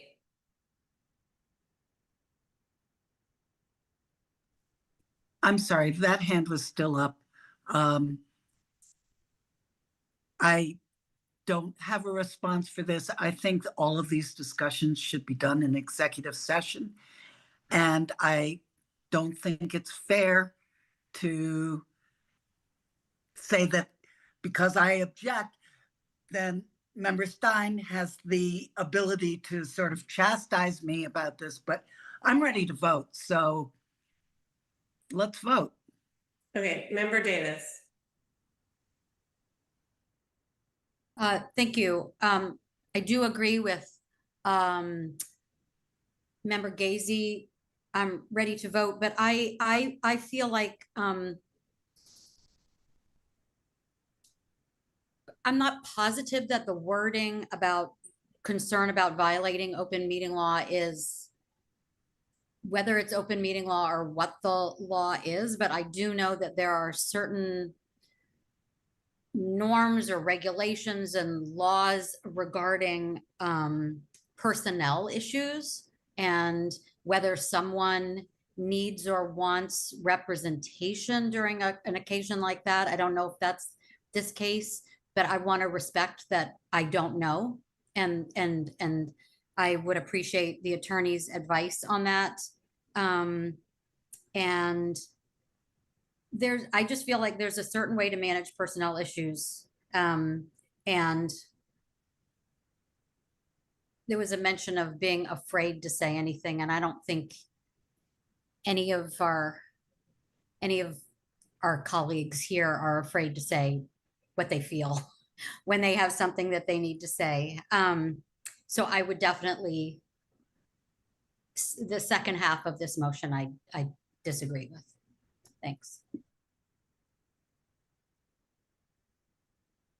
Member Hennessy. Thank you. I think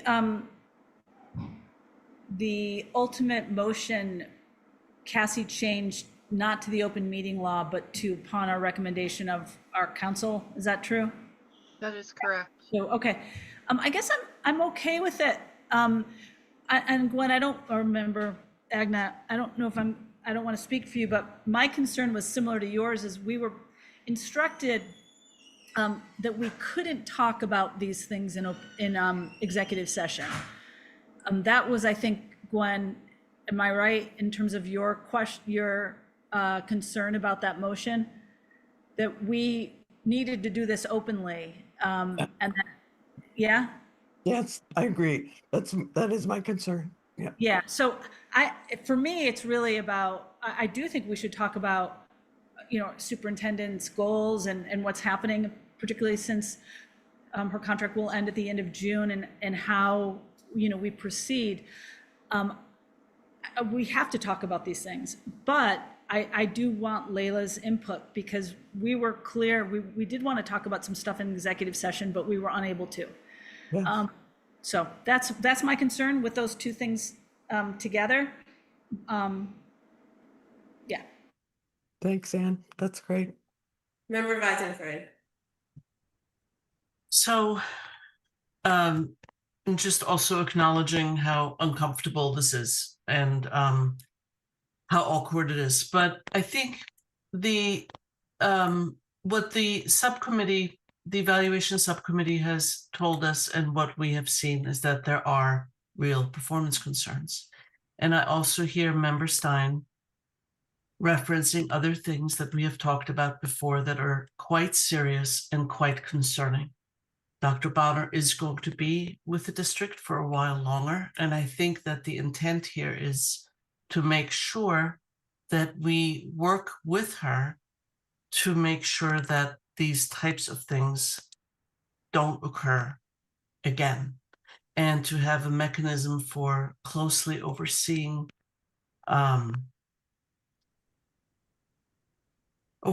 her for the rest of the time that she's with us. So that is how I view the motion. And I think that, we can say that we would like to talk about those concerns and how to monitor performance, because it is serious going forward. Whether we do it in executive session or an open session is something that our attorney can advise us on. But I think that we shouldn't let the question about what the attorney thinks how we should proceed overshadow the substance of this, which is that we need to talk about some very real and very serious things. That is our responsibility as a school committee. Last comment, Member Stein. I mean, I appreciate what Member Weisenfreund is saying, and I think what I'm hearing from those who are objecting to the language seems to be of a couple types. One is, well, we can only move forward with this if we know exactly what the right legal language is. And since it's not in here, we can't, like, I don't even know that people disagree about having the conversation. There's just concern about how we have the conversation. But I really don't think the way this motion is made doesn't decide those questions, right? We will consult with the attorney. It's just saying we want to have the conversation. And what I find so frustrating is we've been told we can't have a lot of conversations. And I think some of those have to do with the actual evaluation process, separate from particular issues. And those of us who've been on the committee for a while have already gone through one of these things before. And I can say that because the individual opted to have it public and it was a public meeting, right? So like we have gone through this before, we have navigated and we have found ways to have the conversation we needed to have. And I don't know why it's been so hard, frankly, to get us to that point. My hope in making this motion is to actually put some emphasis that it is a conversation we want to have, and our attorney should guide us on how to have it appropriately. But we can have it, whether it's an open session, whether it's in private, what representation rights the individual has, what decisions they have about it. I mean, there's all these questions. Sure, the lawyer will explain it to us, but we need to be clear with the lawyer that we want to have the question, and their role is to figure out how we can have it and advise us on the risks or benefits of having it in a certain way. That's it. It's very simple. And I hope you will vote for this. If you don't vote for it, I hope that the chair will facilitate the next steps to actually have this conversation, regardless of whether or not this particular motion passes. Because I don't think we can afford another 11 months, as Member Weisenfreund said, of not having input and not making a plan and not providing oversight in a way to address some of these things. It's just the best practice of management. And I know it's hard because we're a group, but we've got to do it. And I hope we can. Member Miller. You're muted, Member Miller. Oh, I know. I disagree a little bit. So, first of all, I want to clarify that we were the Superintendent Evaluation Committee, subcommittee. And we did what we were asked to do, which is to submit an evaluation. And we asked for all of your input. So it was based on the entire school committee. But I want to just clarify that we were evaluating, not supervising. And I don't agree completely with your thoughts about how to supervise someone. I believe that if we are really tasked with supervising, that we need to take a different tone. The tone so far has been very antagonistic, has been hostile at times, and I don't think that's the way that anyone wants to be supervised. But secondly, I am not convinced, and you can all disagree with me and correct me, but I do not believe it is the entire committee's role to be supervisors of the superintendent. I don't think we are the proper body to supervise. We have offered our input. We have evaluated. We have expressed our concerns and the things we think that the superintendent has done well. And I think that's where our role stops. I do not agree that this entire body is supposed to be supervising the superintendent. And you can all disagree with me and tell me I'm totally wrong, but that's where I disagree with you, Member Stein. That's the part I don't think that the tone of the committee has been a supervisory one. Certainly not a good one. I'd like to just directly respond. Yes, Since we need to move on soon. Yep. So these are last comments for everybody. And we're done. It is quite literally our legal responsibility to supervise the superintendent and make employment action decisions. Evaluating person and coming to an evaluation informs what action one will take. And we are the supervisory body. So if you've given us a needs improvement 2 consecutive times, and efforts have been made by the subcommittee to provide guidance and supervise, real honest, significant efforts that I think you would agree are appropriate and good, and they haven't been respected or they haven't been followed, then we need to have other conversations as a body. And that's our responsibility. And the tone argument is really frustrating, considering the lack of reflection on the tone that comes the other direction. If we look at the subcommittee for evaluation 2 meetings ago, it's shocking. If we look at what my records requests have turned up, it's shocking. If we look at comments dismissing our constituents as hissing and neighing, it's shocking. So the fact that you would sit here and say that the tone problem is a one-way street from this committee that you don't think has the right or ability to supervise is appalling. And I'm sorry that I so strongly disagree with you, but you don't evaluate someone that you don't intend to supervise, and you don't have a leader that's not accountable. And in a district with this many problems and liabilities, it's completely irresponsible to say it's not our job. Member Agnew. I know we need to move on and vote. I just want to say that I'm really counting on some legal input into even to the point of how we evaluate and how we supervise. I think these are good points that we need to discuss, and I look forward to having that discussion. Thank you. Thank you. Cassie, can you reiterate the motion, please?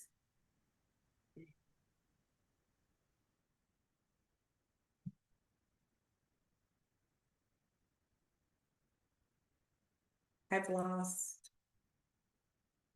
Cassie, are you there? Oh, there you are. Okay. Oh, hell yeah, I'm here. Okay. Come on. You keep blipping on and off. Yeah, razzle snazzle. A motion to accept the recommendation of the Superintendent Evaluation Subcommittee and have an executive session discussion regarding not pursuing a certain goal and making misleading statements about NHS class size, and how oversight will be conducted about this with the guidance of our attorney.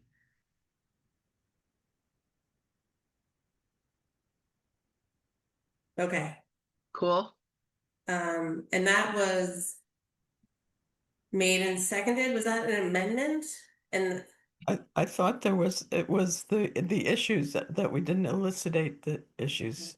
Wasn't that? Right, and so I added them. Oh, But we didn't amend them. The no. only thing I added was the attorney part at the end. Right, exactly. Yeah. I don't think we want to put in the specifics. Okay, so it is certain issues. Okay, Right. Yeah, I just would say that that's what we okay. definitely, Sorry. not at all. Cassie, this is very confusing time. How about Member Gacy? So I'm still unclear. Is it got that other issues reference in it still? Can you state it again? State it now. Motion to accept recommendation of Superintendent Evaluation Subcommittee and have an executive session discussion regarding certain issues and how oversight will be conducted with the guidance of our attorney. No. Member Weissenfreund, Yes. Member Seraphy Cox,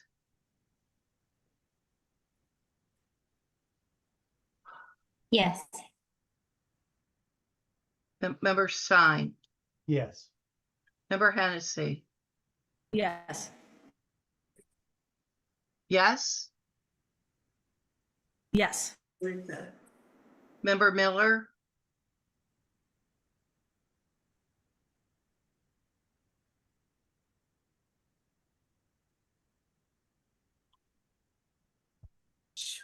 Member Miller, Yes.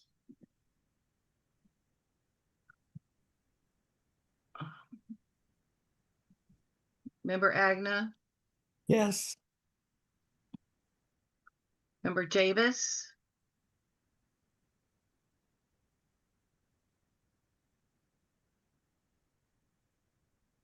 Yes.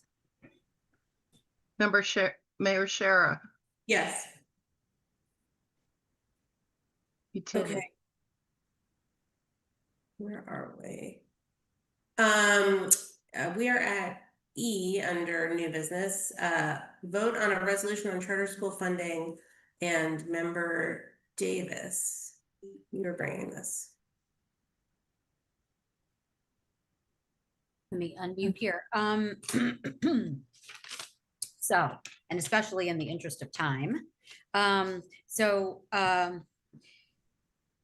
Hopefully everybody had a chance to read through the actual proposed legislation and and my sample. It was purely a sample document, and the idea was to put forth this draft language to begin a discussion with the school committee, honestly, in hopes that we could demonstrate support for the legislation put forth by Senator Comerford. I didn't write it in the form of a resolution, not for any particular reason, but I just didn't put it that way. As I believe that I said, is that it's largely the language from Senator Comerford explaining the motion. And, one thought bringing it forth would be that if people wanted to edit it, they could say, could we take this out or not? Or as a starting, one thought is for me to make a motion saying something to the effect of the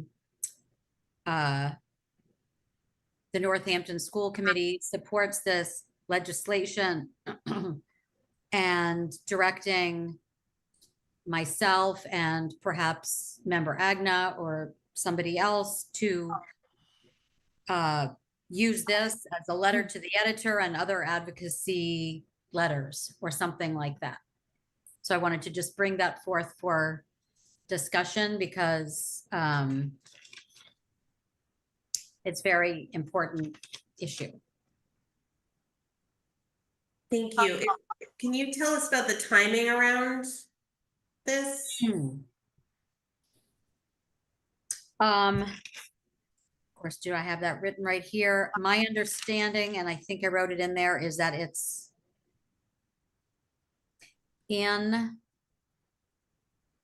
is conference the right word? Of course, do I have it right here? We don't have this right here, but it's being worked out in conference with both bodies. It's like in beginning-ish stages. I could be wrong by now because this was several weeks ago. So, but I just know that when Senator Comerford sent her newsletter around and it had this information in it, I called her office, and someone from her staff wrote back or I wrote to the office and I said, would it be helpful in advancing this if school committees wrote letters in some fashion to support this? And they said, yes, go for it. But they didn't specify. They just said, do you want me to go find out? Sure. Like where it is? I'm gonna just run upstairs. How quickly we should get it. How convenient. How quickly we should vote on it and format it and get it out. Yeah. Right. Good point. Yes. Member Stein. Yeah, I appreciate the interest in this issue, especially for folks who have been pointing to the state to fund us. I want to remind the body that in October, we passed a motion that was brought by, I believe, Member Agna to support a bill. The underlying bill was from Rep. Gomez from Springfield, and the provisions in that bill would deliver a 100% reimbursement rate to Northampton. So in the document that we passed, it was upwards of $3 million in reimbursements based off of the way the mechanisms in his bill are structured. There's also a slate of bills being proposed by the MTA, including regarding charter, that have costings, which will show us what Northampton would benefit from if any of these provisions were passed. And when I look at this bill, I'm not entirely sure what we're going to get. We won't see any more money from Section 1. We're not going to hit 9% of net school spending. I appreciate all of the language regarding charter review and changes that should be made about notifications to districts and considering the impact. But the rest of the reimbursement rate, I'm not sure exactly what kind of financial impact this will actually have for Northampton. The language for Section 9 is a pretty limited impact on what our reimbursement rate would be from this bill. So the question I think for us is more a philosophical one, which is, well, I guess the practical question is, could you actually tell us if this bill were to pass, what it would mean in terms of our reimbursement rate from the state for Northampton? And the more philosophical question is, do we want to be selective as a body with which bills we endorse or not? Do we want to endorse all of them? How do we think about our role endorsing bills, right? So we've chosen already to endorse one that would deliver 100% reimbursement rate for us because our combined effort yield is 90%. And that bill gives 100% reimbursement up to 100, and then it will give us 50% from 100 to 150. It's unclear how much money increasing the percentage in the out years will change, but for comparison, like it adds a few categories and it makes it longer. But right now, like for 2025, what the existing 160/40 transition reimbursement rate, we saw $232,000 back, right? So how much would it add to that? We're upside down $2.4 million. So what's the actual payoff here for Northampton if this bill was to pass? We should note, so reimbursement is contingent on it being fully funded at the state level, which, now that when they say that they're funding it 100% for reimbursement. It's not 100% reimbursing what we send out in charter.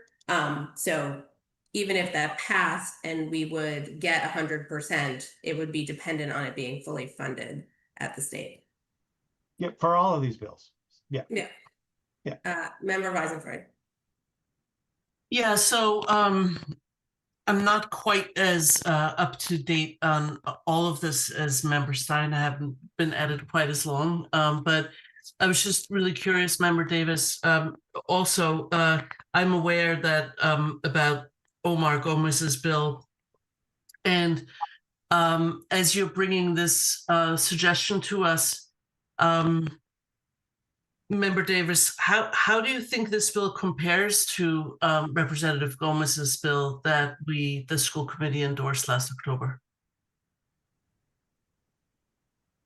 I can't speak to that. I don't have a direct comparison. I just thought the language was compelling, and I wanted to support Representative Senator Comerford's efforts regarding charter schools because it's inequitable. I'm not prepared to compare those right now.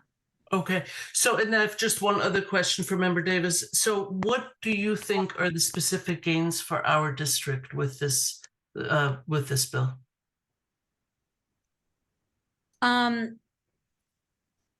I think that as I could read in the language and the summary that I again sent to you using again largely Senator Comerford's language, it's not very specific. I don't have that. I can't speak to that. And I think it's important that we look at charter school funding in any way that we can, because it's depleting regular public schools. And that is what I'm speaking to specifically. I guess I should have all of those numbers right in front of me, but I don't. I would hope that we could support this, honestly. Right, I guess it's just, again, like I spent a couple of hours on this in preparation for this meeting because, as you say, it is such an important issue and it is so hugely expensive, right? And it really does need to be solved. But I guess as a somewhat newer member, it's confusing to me when there is Representative Gomez's bill that seems to be, as Member Stein pointed out, so much better for our district. Why would we now raise this up? So I guess that's where I'm coming from. Thank you, though, Member Davis. Member Hennessy. I can't speak to the other bill. I mean, what I do know about this one for us, I mean, I think it's going to help Athol, right, more than it's Northampton. But as you guys said before, can you not hear me? So we can hear you. Good. Sorry. It'll hopefully reform the cost sharing and reimbursement formulas. I don't think it's going to, it won't affect Northampton in terms of the maximum amount of net school spending, unless, of course, we move into a different territory with MCAS scores. But increasing transparency and access for the application and renewal and extension of charter schools, I think has clearly an impact on Northampton, given what's happened in the past few months or past few years. And then requiring that the board of elementary and secondary education considers the financial impact on the sending district and its municipalities when they're thinking about or considering applications for new charters or the expansion. So I think for us, for me at least, there's a potential that we dip into another place for MCAS in some future time, but it's really about how the state expands charters, what's that process like, and what's the process for getting more charter schools. So that's why I like the bill, but that's why I would support it. But again, I think it probably has a more huger financial impact on a school system like Athol. Okay, thank you, Member Hennessy. Member Stein. Yeah, I mean, I appreciate that. And I agree with some of those benefits. I mean, one of the big tensions for me is that the official position of the state, and DESE is essentially this fantasy, right, that this bill is challenging, which is that when you send students away, your costs get lowered, right? So to me, considering that's sort of the entire framework they use, I don't know what it means for them to evaluate the financial impact. I think in their minds, what they continue to say publicly is that, well, there's economies of scale, and when you lose students, your costs go down, right? This is how they have justified it for 30 years. So like, I appreciate that, and I like that push, right? But I just don't know what it actually means. Like, in what ways are they supposed to consider it? Because right now they deny that it's actually a reality. So like, are they supposed to consider the fact that there are, like, it's really saying like there are no economies of scale. When you take 50 kids from us across 6 schools, we don't save any money. But their entire thing is premised on this idea that we do. That's why we're redeploying it somewhere else. So I guess I would just say, like, I don't know how we operationalize that, even if it were to pass. What does it mean for them to take the impact? Because they don't think there is an impact. They think we save money and we can give it to others, other places, right?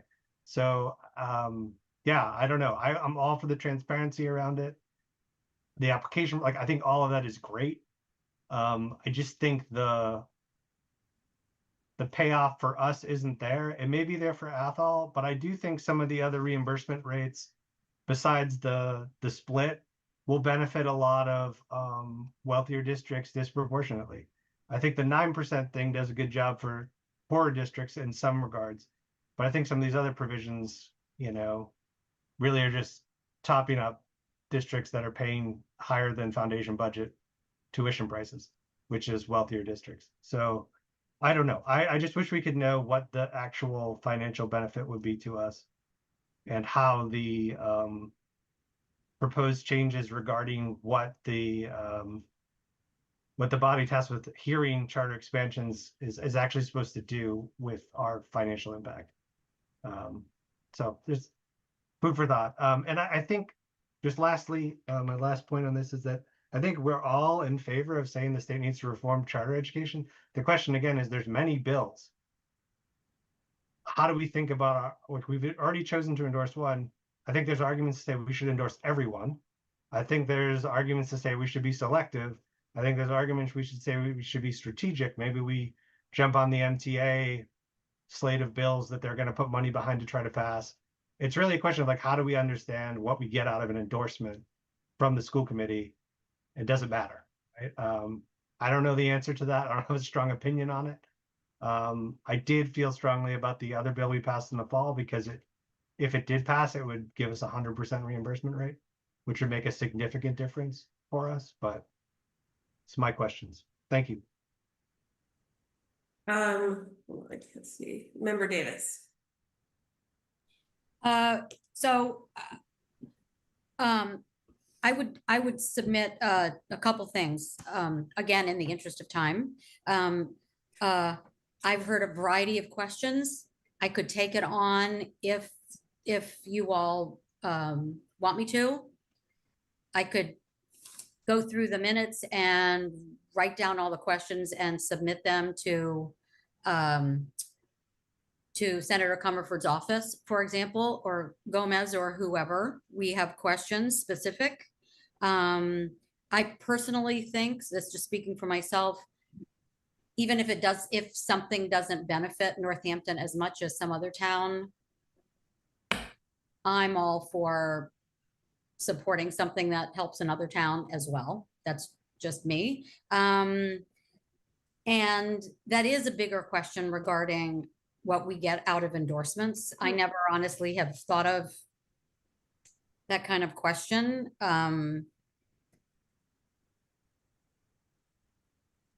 I think that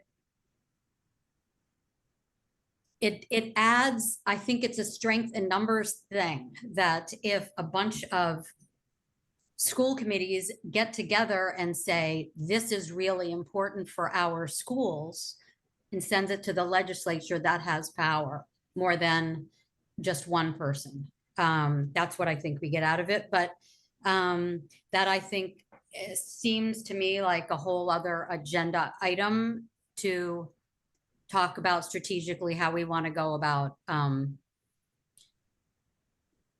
supporting or not legislation. And I'm happy to go back, and I don't know if we got an answer, Member Hennessy, regarding the timing of this, how urgent it is for us to pass this, or if it's a back burner item at this point. I don't know where that is this week. It hasn't had a hearing yet, but the sooner the better is pretty much, but I think that's gonna be, yeah. So, you know, here it is. And I don't know if I make a motion on that. I was discussing with Member Seraphy Cox today, if we make a motion or if people have other thoughts about what our next steps are.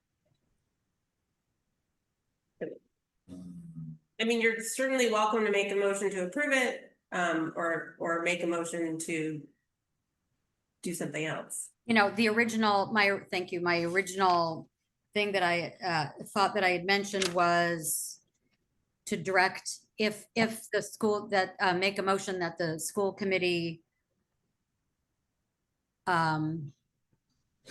approves the legislation in principle, or as written, and directs Member Davis, or whoever you want, and Member Agna often, to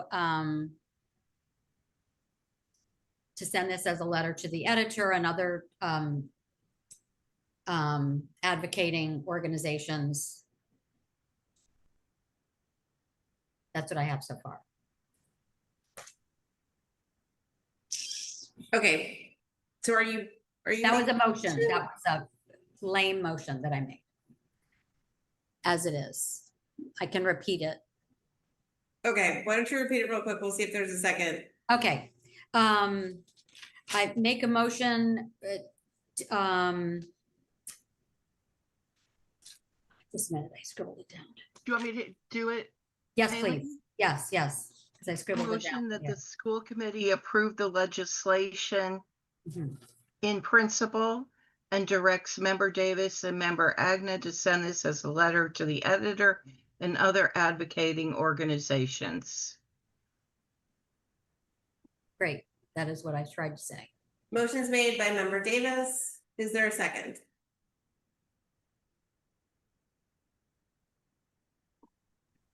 I second it. Seconded by Member Agna. Member Stein.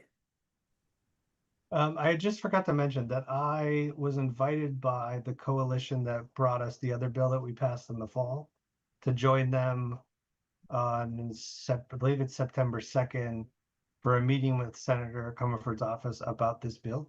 So I am happy to pass on what I learn further about the bill to the body. And so far as the motion, I think if we're going to recommend something as a body and print it in the newspaper, we should have a clear understanding of the impact and a clear reason for raising it up. So at this time, I wouldn't be supporting it. Doesn't mean I wouldn't in the future.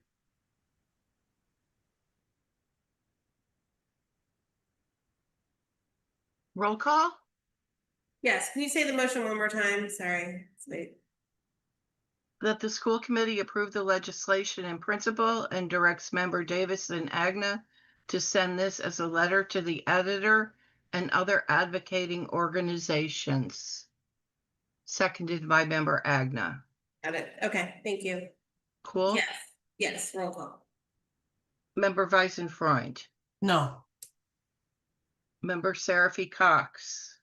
No. Member Stein. No. Member Hennessy. Yes. Member Miller.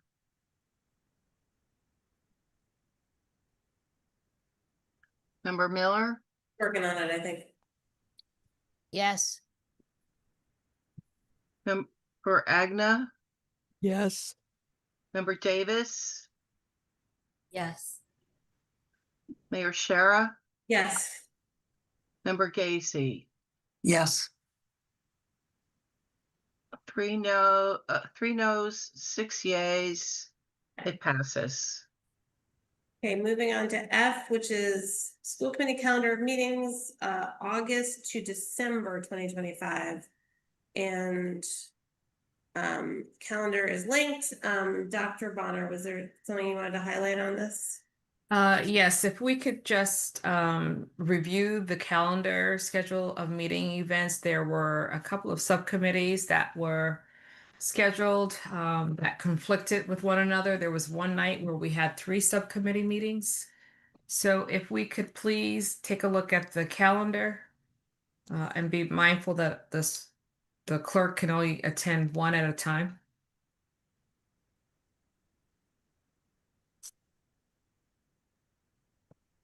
Okay, is there discussion or a motion?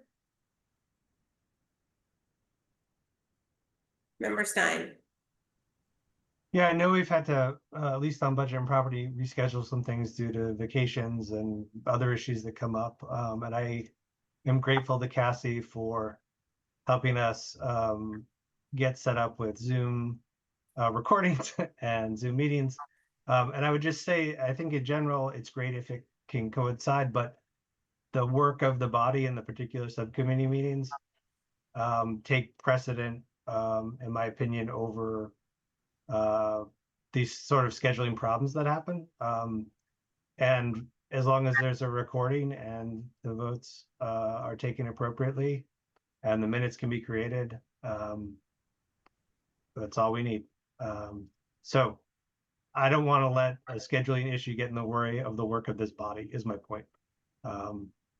I think we should try our best to avoid overscheduling. And in cases we had it, we staggered them so they were not overlapping, so that the public could see both. They wanted to live.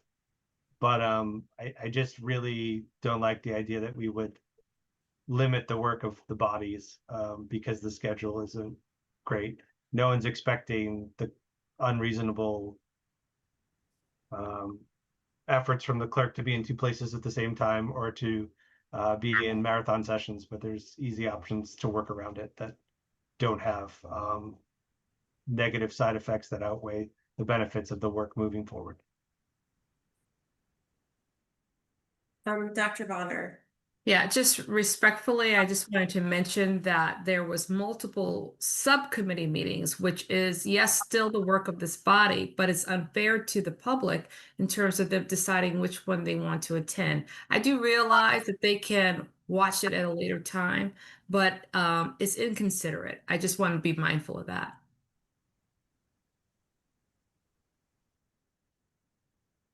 And I'll just remind folks that the policy states that subcommittee meetings shall be called by the respective chairpersons as needed when business is referred by the full committee or when requested by the administration. Member Gazy. Dr. Bonner, which? Just a quick point of order. The rules also dictate the purview of those bodies beyond what's referred. We have specific charges in our rules regarding those subcommittees, so it's not limited only to what's directly referred from the body. That's why all sorts of things are done without being referred, because it's the domain of the subcommittee. And the description of what the subcommittee's authority is in our rules. Member Gazy, you're interrupted. Thank you. I was going to ask Dr. Bonner if she could point out which months or which meetings that we have issues with. So I was just kind of referring of what's happened in the last couple of months. There was one evening where we had 3 meetings. We had curriculum, negotiations, and budget and property. Yeah. And that was a challenge. And then also there has been changes, and respectively so, that changes which did not actually have a conversation with administration about the changes, and then expected specific presence and specific information at that time and date without consideration that that person may have had another priority. And I know that most of you are pretty much respectful in terms of that, and most subcommittee chairs will have the conversation about those changes. But it would just be nice if we can set the schedule and we know what the schedule is. I do understand that sometimes emergencies come about, but to be considerate in terms of when you reschedule, that you don't reschedule it or schedule it around when there is also another subcommittee meeting. Okay. Thank you. You're Anyone, welcome. Thank you. is there anybody who hasn't spoken who'd like to talk about the calendar? Okay, Member Stein? I mean, this is back to our other point, but it's rich to hear that communication's encouraged when what we're talking about is someone refusing to work with the subcommittee. So I think there's a general expectation that well-paid administrators can show up to regularly scheduled school committee meetings to present on major changes to district programming. I think that's reasonable. The idea that you had suggested it's disrespectful that you weren't communicated to when you don't respond to anything or attend the regularly scheduled meetings is too rich. And we'll talk about it at the other meeting, but because it was raised, I want to respond directly to it. Thank you. Dr. Bonner? Yeah, since we are actually writing minutes tonight, so I will share with this body and just remind them, because I do believe that they were also on some of those emails, that when the rescheduling of meetings, do note that you don't have to be there. You don't have to be present. And I do want to share that email with the school committee members, because tonight I sat and I listened, and I've been very, very quiet about, and no response. But there is a perceptions that's being painted about me by one of the members, and it's very disconcerting, very disheartening, and it's also slandering and dismissive. And it also just reminds me of something that was submitted last year that I probably will like to bring back up that was not addressed. And so I just want to put that out there. Okay, so do we need a vote on this calendar, or I don't see the suggested motion? So is a vote not needed? No? Okay. Moving on to G. This is the first reading of the cell phone policy in Member Gazy. So at our last meeting, we looked at two different potential policies, one that was very directive and one that was more open-ended. In that sense, on August 4th, I might add the Massachusetts Senate passed legislation, a bill that requires all public K-12 schools to implement a bell-to-bell cell phone policy starting for the year 26-27. That still has to go to the House. But, there's a possibility that we will be joining the 14 other states that have bell-to-bell policies. So we would like to put out a policy. I think the understanding is that it would not be implemented right away. I mean, we're starting school. So maybe in November, we start looking at other policies, and the administration and the whole team starts doing, and there has to be opportunity for student and other stakeholders for comments and feedback. And so thinking that maybe a pilot program can be run starting in January, and depending on what the state does, it may all be moot. But I think that the legislature is looking to DESE for guidance on this issue. So that's why this particular policy, which is attached, I'm just getting it up, is very broad and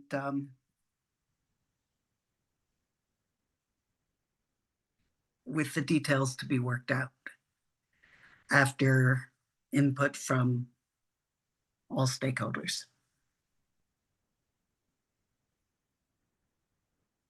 Okay.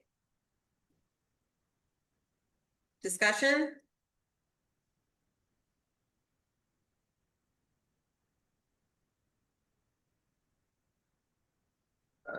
Member Weisenfreud.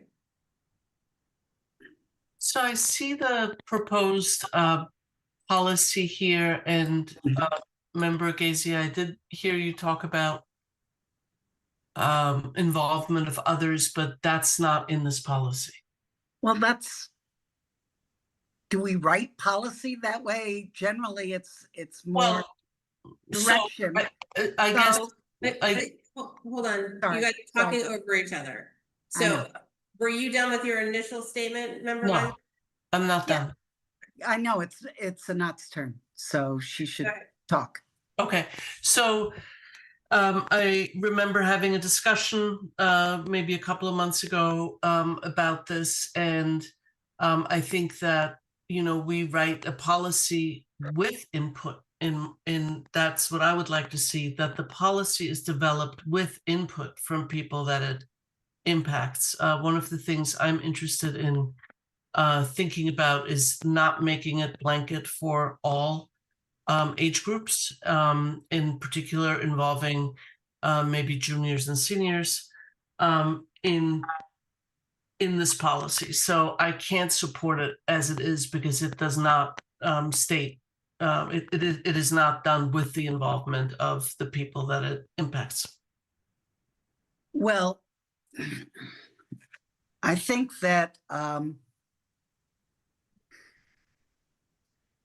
first of all, seniors, many of whom drive to school, can elect to leave their phones in their cars and then access them. I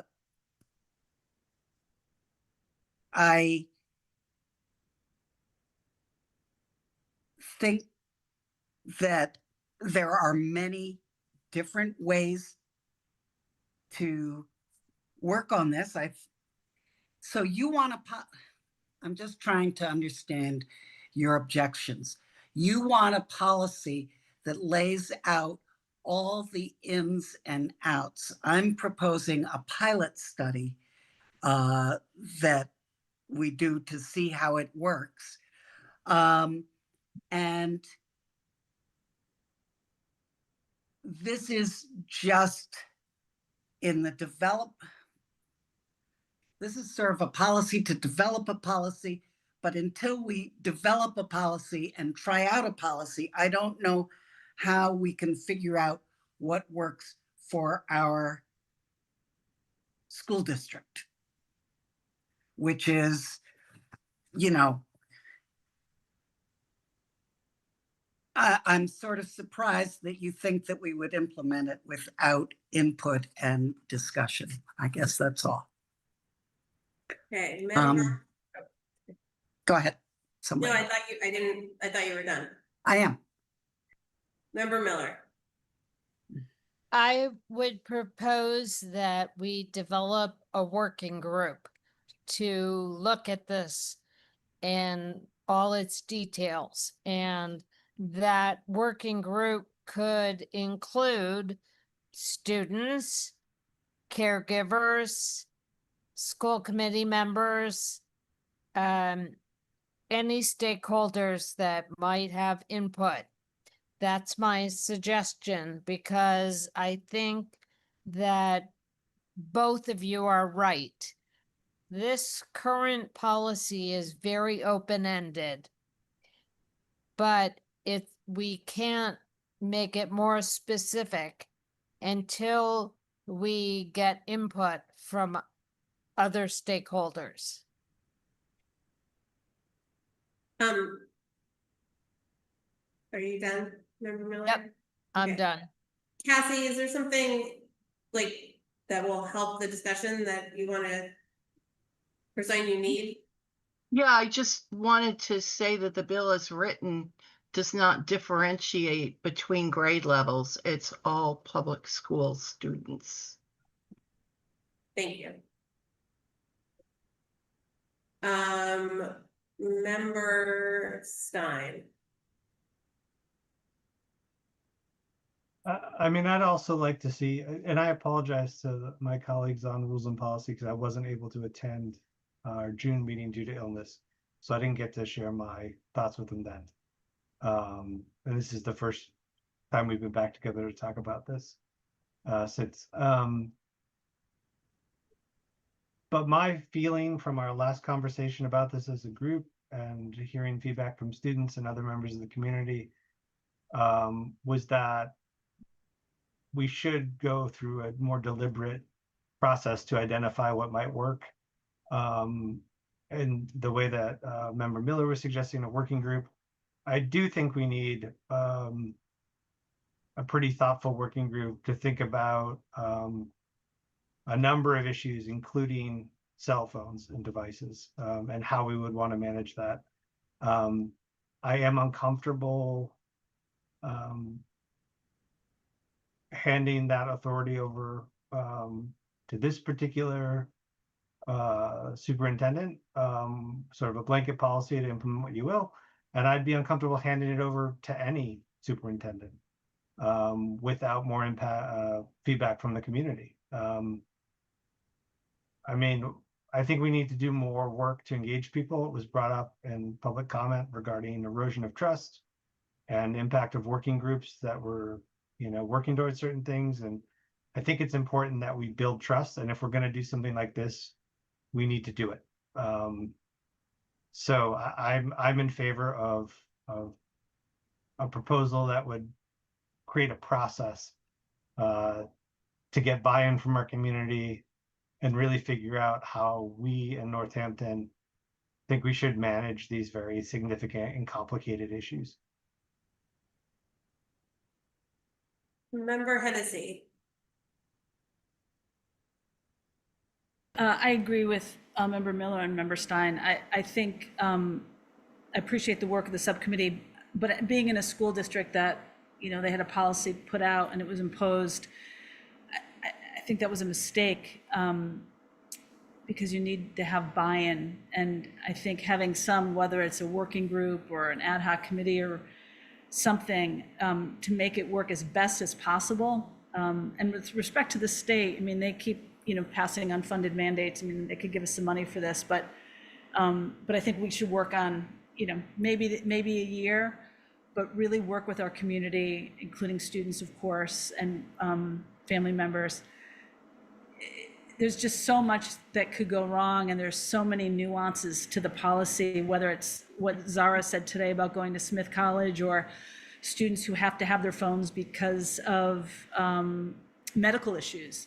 How do we deal with that? So I think a working group, to me, is the smartest way for us to go as a community and to meet the real meaning of this, which is, these are causing some harm, and let's get it as right as we can. So I really support some sort of a working group. Okay. Is there any further discussion? Can I check in with Member Gazy? So we have talked previously and now tonight about creating a working group, and have you thought about that? How that would happen, and would it go through your subcommittee? I don't think a working group would go through our subcommittee so much. I think that it would be its own working group, and then they would submit it to rules and policy or submit it to the school? The school committee as a whole? That wasn't maybe phrased so well by me. Sorry. That's my read.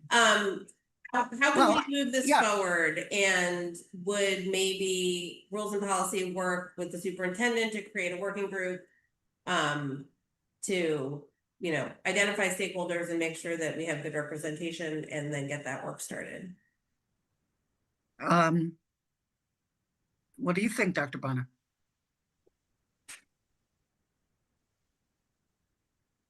So, Member Gacy, we did talk a little bit about that, so we can talk about the strategy in your upcoming meeting next week in terms of getting a work group together and who the stakeholder members would be, and set some parameters around the number of people, and maybe the work that that group does is vetted through some focus groups within the community, and then it comes back to rules and policy to inform your policy making before you bring it to the full committee.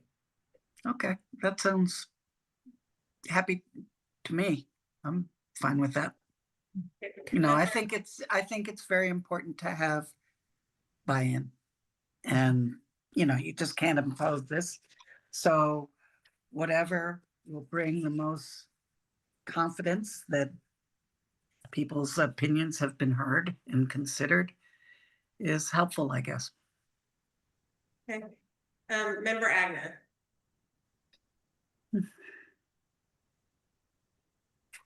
You're muted, Member Agna, if you're speaking. I can't tell.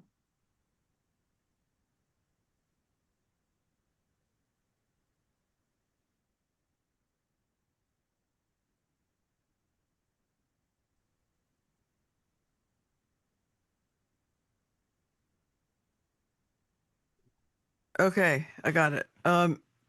This is not that big a deal, but we've had ad hoc committees before, and it seems like that would be more of a formal way of saying this, wouldn't it be? That rather than, I don't know if there's a process called a working group, but I just want to legitimize this because I do support it so much that we have input from the community. Excuse me. Thank you. That's all I wanted to say. Dr. Bonner, did you want to respond to that? Yes. So if it's coming from the school committee level and you do an ad hoc group and appoint accordingly, then that would be more transparent in terms of people being able to sit in, watch, observe minutes, and so on. Working groups are not as formalized, and it is usually a working group as it sounds, of people working with brainstorming, thought, thinking, and working with the superintendent to come up with some recommendations. Yeah, an ad hoc committee would need to post their meetings. Member Stein. Yeah, I appreciate Member Agnes' suggestion, and I agree. I think you build trust by being transparent. I think you build trust by having a record of what the conversations were. I think you build trust with the community by making it accessible to everyone, so they don't feel like they don't actually know what was discussed or how decisions were made. So I would make a motion to form an ad hoc committee to review to consider a cell phone policy for the district and related issues. So I don't want it to be tightly limited to whether or not we lock up a cell phone. There's many things that will come up in this conversation that we might want to address, and I would like to hear from the group on how we might do that. So that's my motion. I second it. So I think we need to have further discussion about who would make up this ad hoc committee and what stakeholder groups and how they would be chosen.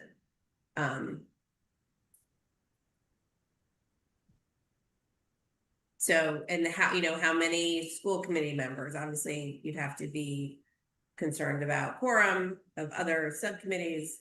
But we would need to set some parameters or goals for what the representation of this would be. Member Weisenfried. Yeah, I was thinking the same thing. And is that something we would need to decide now? I guess it depends on how fast we want to get it going. So if we didn't decide it now, we'd have to put it on another agenda for discussion. Member Gazy.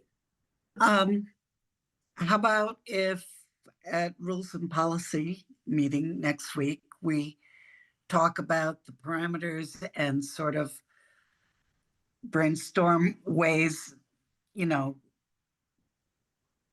groups to invite or whatever, and come back and present that to you at our next meeting on the formation of an ad hoc.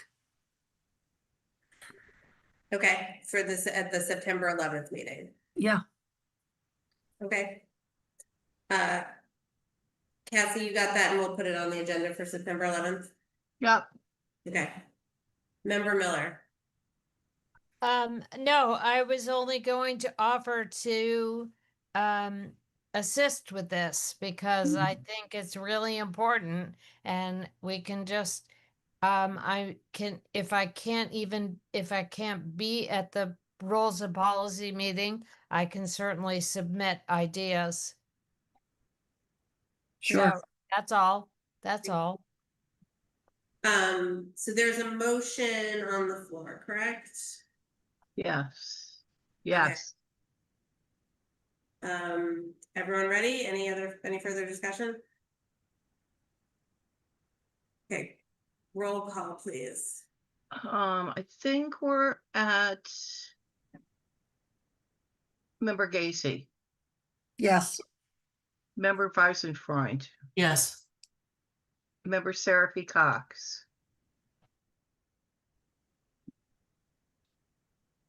Okay. I'm sorry, I'm here. Yes. Member Stein. Yes. Member Hennessy. Yes. Member Miller. Yes. Member Agna. Yes. Member Davis. Yes. Mayor Shara. Yes. I think that's it. Okay, great, thank you. Moving on to advocacy and the school committee's relationship with MASC, and Member Hennessy asked to have a brief conversation on this. Yeah, I'll try to be brief. And this is both me and Member Davis. For a while, for a long time, the school committee, the member organization, the Massachusetts Association of School Committees, members attend the kind of lobbying on the Hill Day, which has been in April and May. And again, for some years, there's been a recognition that it seems like it's too late in the process for us to go there. And that's been confirmed by legislators. And so I was like, well, we should ask MASC to do something. Some people have, and they said, well, this is just the way it is. And I feel like as a member of this organization, we should be pushing them to be more powerful. And so Member Davis and I were wondering if we could write a letter and then, bring it to here, to this body, and hopefully getting other school committees on board with us to encourage MASC to, use the full weight of the organization and have either one session, two sessions on the Hill, so to speak, right before the governor passes the governor's budget, which is in the fall, to advocate on behalf of our needs. And then also after that, when it goes to the legislature in January, February, March. So before we've been going there. So either to have those two times as an option, or one of those times, obviously probably the legislature time might be the most beneficial. But it just seems like, you know, we keep talking about the state needs to change, and I really believe that, but we belong to a very powerful organization that's not using its power. And I think Member Davis and I would love to write a letter and encourage other school committee members to be on board to just change the timeline of that advocacy work. And what do people think about that? That's it. Aileen, is there anything else you wanted to say about that?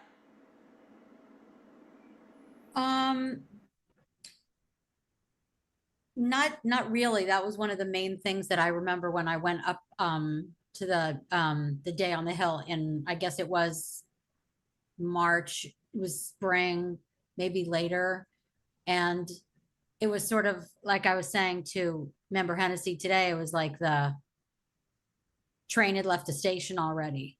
You know, you learn a lot, but it was, you don't feel real powerful. But I think it's a great idea to, again, working together with other school committees to move that forward. Great. Just Member Hennessy, I think you said that the governor's budget comes out in the fall. It actually, her budget comes out at the end of January, but yeah, I know that. Developed in the fall. It's developed in the fall. So that's what I was saying. We would be in the fall. Well, because she does it in January and then it goes to the legislature after that. Yeah. Thanks. Member Stein. Yeah, I mean, I think it's a great idea. Yeah, why not? I think there is some strategic advantage to having us go in the fall. And one of those is so that they can't say, oh, you should have come earlier. Right? I mean, like, part of it is like, it's very helpful to them that the process is so far along. So yeah, I think it makes a lot of sense. I would fully support that. Any other discussion on this, or anyone else want to weigh in? Sounds like I don't think anyone objects to you working on that and bringing it back here. All right, thank you. Great. Great, thank you. Okay. Okay, this is, I think this should be I, but it seems to not have a letter attached to it. Discussion and possible vote, school committee consideration of how it would like the case findings presented to the school committee and the assignment delegation of subcommittee work on the same. So this, the case report is scheduled to be discussed at the curriculum subcommittee on August 25th, with Monday, which is a Monday. But there was a request to discuss it at this meeting. Director Holloway is not able to be present today. So, and I know that the budget and property had asked to have it discussed at this meeting, but so the discussion is how the school committee would like the case findings reported to them, and if the school committee would like a special meeting in addition to the curriculum presentation, or would like to refer the items for discussion to additional subcommittees, for example, the budget and property, if there are budget considerations from it. So that is the decision for the school committee. Member Stein. Yeah, I want to say too that we're also scheduled to discuss it in budget and property at our next meeting. And I'm trying to find the exact language to the motion that we passed, which also included the request for today. But essentially what we were asking for, and I can get the exact language to all of you, is for Dr. Bonner and Director Holloway to join us for a conversation about the budgetary impacts of what the case report is indicating. So they are saying we need to do certain things in order to achieve certain goals. What will that take financially from us, and how do we begin planning to do that as we look at the budget in the upcoming year? So we would like to have, we're expecting that conversation at our next subcommittee meeting, because it's going to be a core component of our budget planning process. So I'm happy for, and I think the subcommittee would be, to have any other elements of this referred to us if the committee would like, but that's sort of where we're at now. The request we had for today was to understand, given the launch of these intensive needs programmings in just a few weeks, what the case sort of flags around it and meant, and what budgetary changes we might need to make in order to overcome those things this current year. So that's what we wanted to talk about today. Fortunately, that didn't happen. And that's I guess how we've arrived at this conversation from my perspective. Thanks. Member Weisenfeld, and then I have a question. Yeah. So just to second what Mike, Member Stein just said, I also just want to say it's an excellent report. I would really encourage everyone to read it and to read it closely. It taught me a lot about what's going well in our schools, some of the historical considerations, and really lays out what some of the needs are. And as Member Stein says, those needs have, among other things, budgetary implications. So I think that if we're thinking strategically about how to move forward, how to make things better in our schools, I think it is a really good way to move forward, to hear from Dr. Bonner and Dr. Holloway about what their take is on these findings and what it will take to make the necessary improvements for our schools and our children. So Dr. Bonner, I guess my question is there a sort of logical order or path that these discussions should follow? Like, are there curricular things that need to be decided before then it could be determined what the budgetary impact would be? Absolutely. You just said it. There are, before we could actually make any recommendations for budgetary changes, we've, as a group, need to decide, as a group, meaning as an administration, and in terms of working with our staff, in terms of how do they want to approach those recommendations. So for instance, there was the question about we need to have a designated SEL program. We have many different curricula that we're currently using, so we need to determine which one is the best for us. And so we need time to get with staff. We need to then decide what the cost would be to bring that in district, to do the training and so on. So this is why the first step is to really have the presentation at curriculum, to begin to have those kind of conversations. There are things that are already happening in the district because of the strategic plan being put in place in terms of MTSS and so on. But these are the things that will be discussed on the 25th, and we will actually have Ms. Donovan, who did this study, present to do a presentation and to be there to respond to questions as well. Anyone who hasn't spoken? Member Stein? Yeah, I appreciate that. And I am looking forward to hearing the author's perspective. And it does raise many questions that we will have to put serious thought to. The ones I'm most concerned about right now are around the implementation of the intensive needs programs and what that means for our students in the next few weeks and in the months to come. And frankly, we don't have a lot of time if we're going to make substantive changes to address some of these concerns. So I'd like to hear what these limitations are. It may be that we, as the administration, disagrees with the findings of the report in those areas. I don't know. But I do think that we don't have the luxury of time, or at least some of these findings should give us pause of whether or not we're ready to move forward. And we already are. So I'd like us to have a little bit of a sense of urgency around this. And part of that is honestly reflected in the report, but it's, we rolled out a WINS model, not fully developed or bought in. And I fear we're doing the same thing again. It doesn't mean it's not going to be successful. It doesn't mean it's not a great idea. It doesn't mean anything. But when you don't involve people in the right way, and when you put something through that you've said you can't successfully do unless you had a higher budget number, I think the community looks at it and says, what is going on? And this report is another moment for us to reflect, think about the specific things they are raising to us about that program and its impact on related programming we have. And I think time is of the essence. So I'm glad that this curriculum meeting will happen. I think it'll give us some more insight and give the district leadership time to get ready for the conversation at budget and property in September. Okay, is there any further discussion or anywhere else the school committee would like to have this discussion?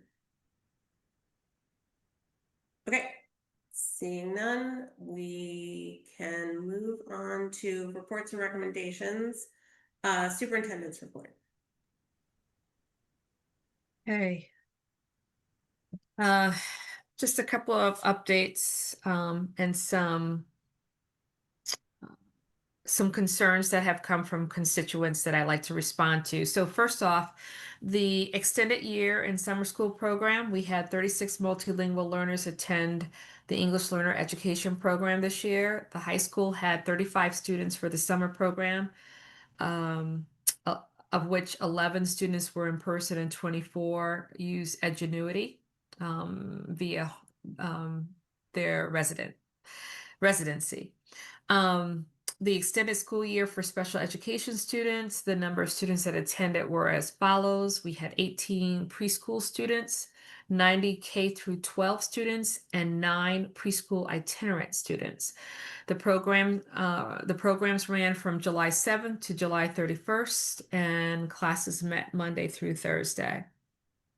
In preparation for the upcoming opening of the school year or opening day, teachers and staff will be welcomed back on Monday, August 25th during convocation. School committee members are welcome to attend. This year's theme is Connect, Support, and Thrive, Building Resilience for All Students. Students' first day is Wednesday, August 27th. Currently, overall enrollment is 2,476 students, of which 2,367 are attending in person. You know that this number is fluid, and the best number to use as our actual enrollment count will be the October 1st count. Enrollment at each of the 6 schools are as follows. Bridge Street has 268. Jackson Street has 253. Leeds has 224. Ryan Road 212. And JFK 572. And the high school 841 students.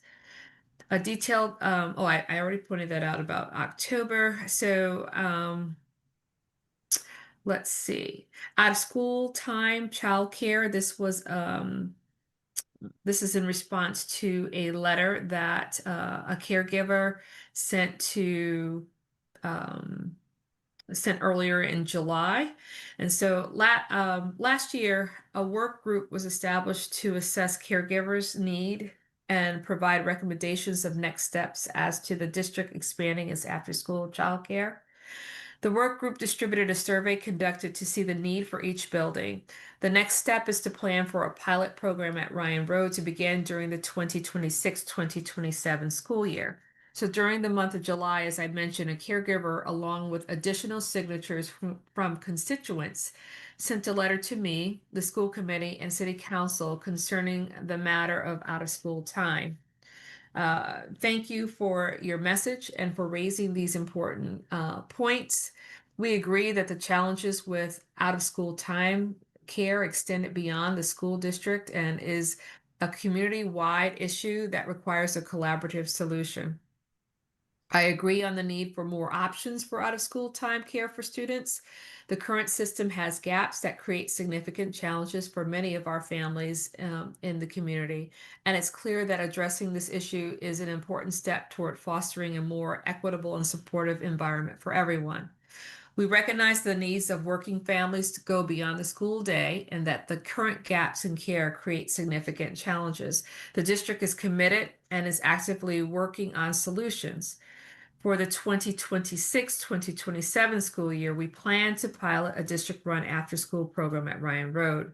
This year is the planning year. We will plan for a self-sustainable, appropriate program that mirrors the Lee's Late Bird program with the goal of opening enrollment for caregivers in midwinter or early spring for the following school year. In the meantime, we will work with the principal and staff at Ryan Road to explore ways to expand the number of days the current enrichment program offers. The YMCA program still runs at Ryan Road, so there are really actually two options for parents. And it's the expectation that their program, the Y program, will coexist with the future district program. The YMCA has filled a gap for after-school care over the years and have really provided a service to many, many families. Still, the district after-school care would not fully address the wide range of days and times that is being sought, such as inclement weather days, professional development days, and vacation days as expressed in the correspondence. We would need community organizations to assist. We are committed to using the experience and data from the Ryan Road pilot to inform our future decisions and explore long-term solutions for Bridge Street and Jackson Street Elementary School. So I wanted to definitely respond to the parents' concerns, and I know that the need is now. However, it does take time to plan. Just to reiterate the words that Member Stein has said this evening, that doing something very quickly without the planning and the proper implementation definitely affects how a program will run.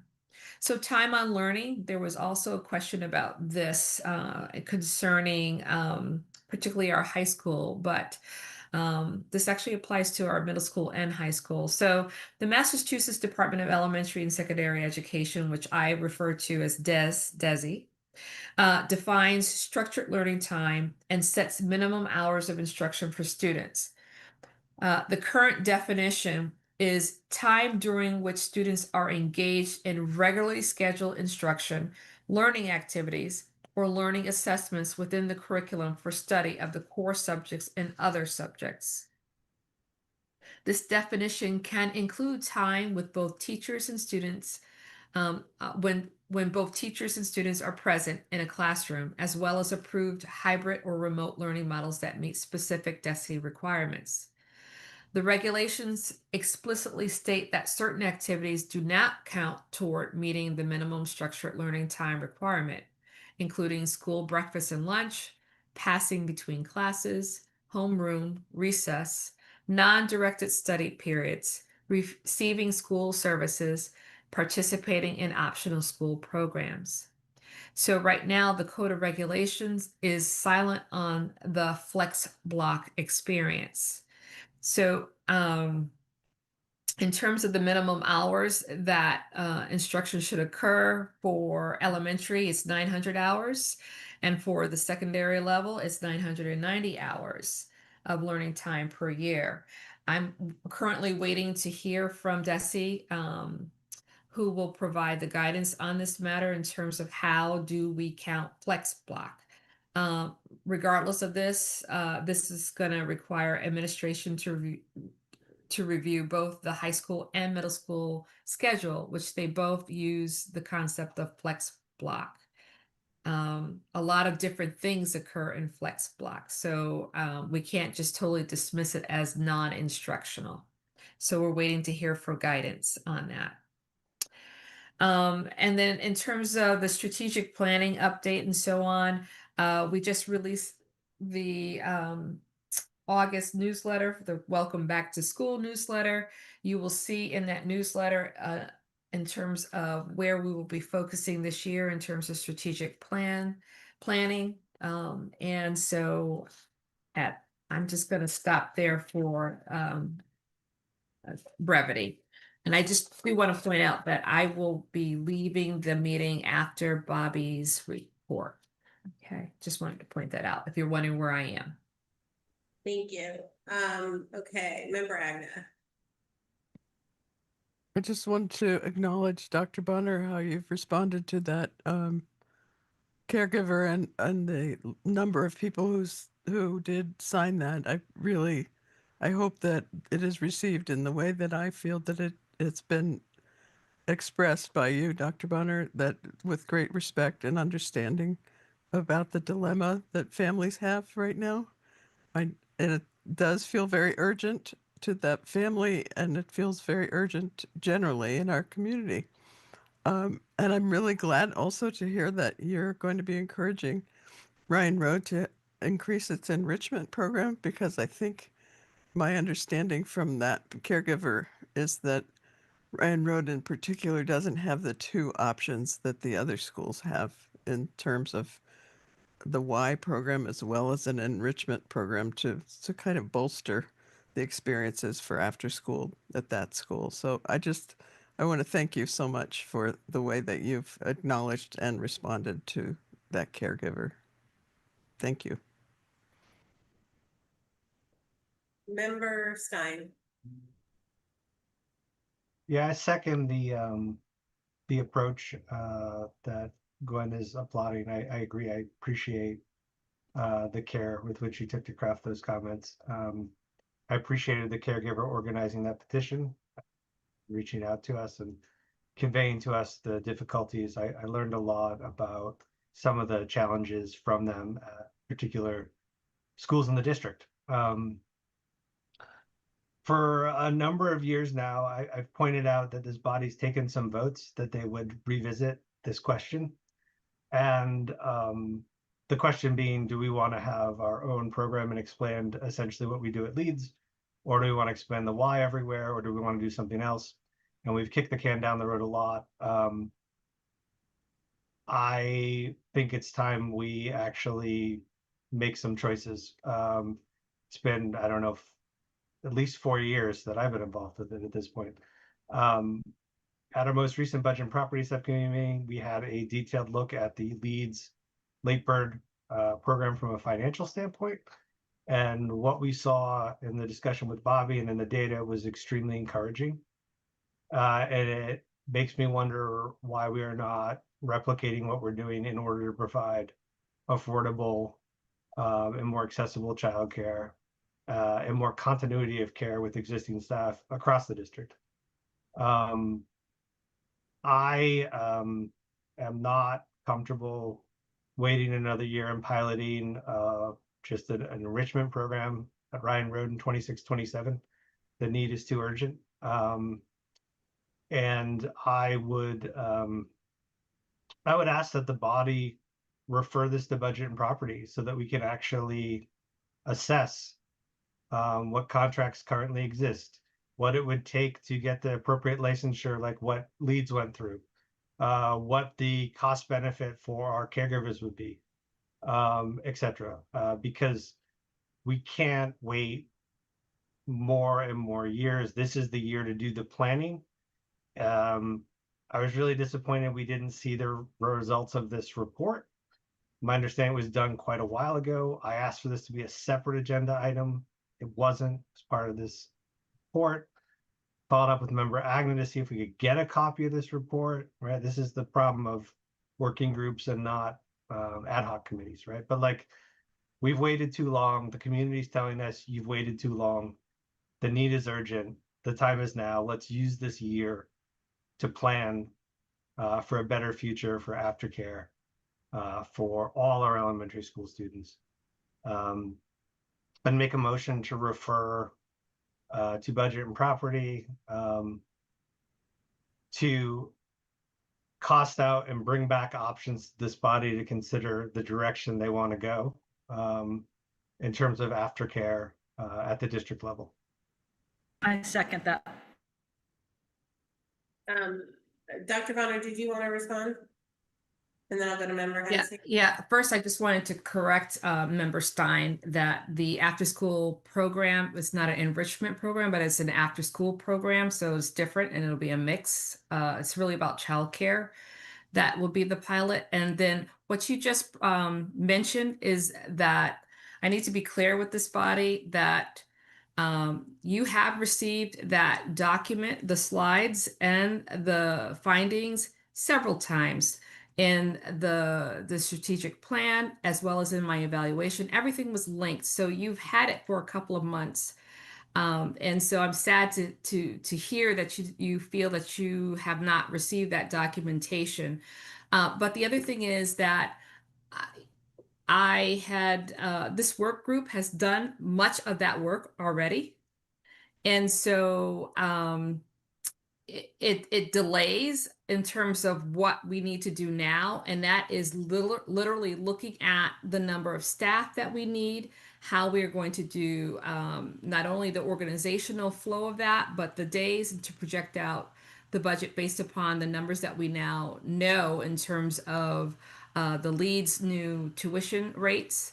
And so, and I also wanted to point out that Member Hennessy, you were also invited to sit on some of this work that's been done. And I think maybe it was the consolidation, but you asked about this.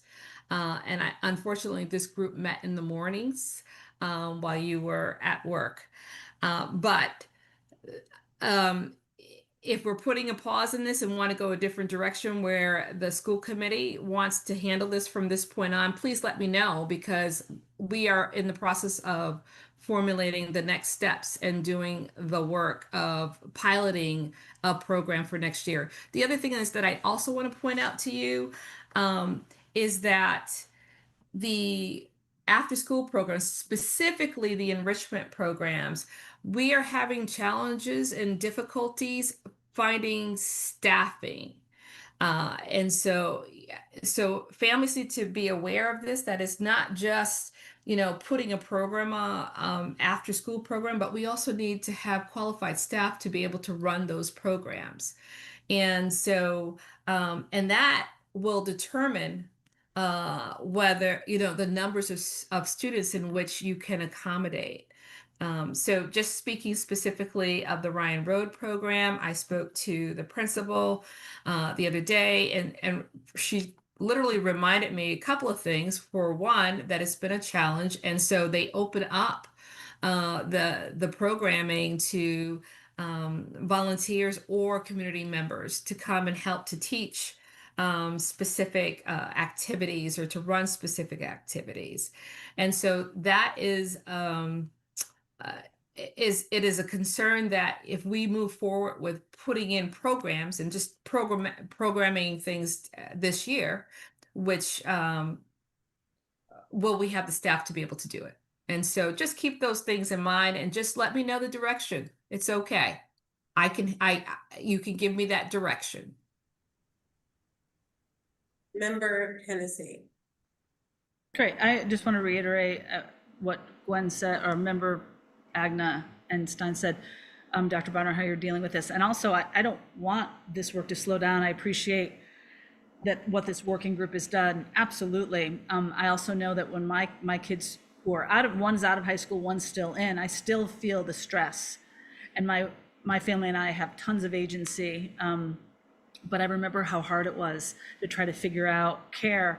And I can't imagine being a single mom with 2 kids at all. So, I'd love to solve, it's more of a stopgap issue, but like help solve the problem for this year. And so I support what Member Stein said in terms of the school committee having to have some responsibility in figuring out budget. I don't want to redo work or slow your work down. That's not what my intention is. I heard the stress in these people's voices. So 3 things. I appreciate the work you're doing. I appreciate the urgency. I do think something needs to be done next year. I really like that Ryan Road's administration is going to do something.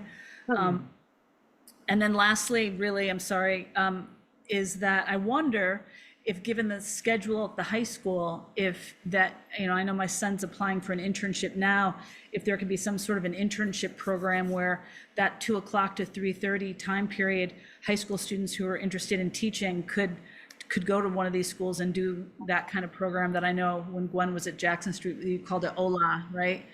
The after school wasn't necessarily enrichment, but it kind of was. But if we can kind of think out of the box for a year, but anyway, I appreciate this work. It's very emotional. And I'm feeling the pressure from our community. So that's it. Member Vazenford.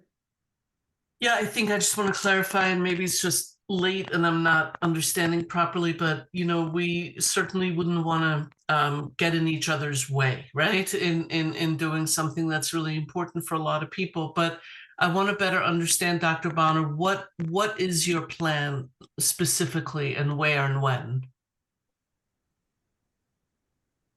This year, starting in September, I'm bringing some stakeholders together, and we're literally going to do a mapping out of what type of programming are we going to do for Ryan Road in terms of the number of staff, the number of seats that we're going to offer, the supervision of that, if it's going to be activity-based, enrichment, and so on, location of space, all the things that you would need to do for program planning, which I know that you are quite aware of.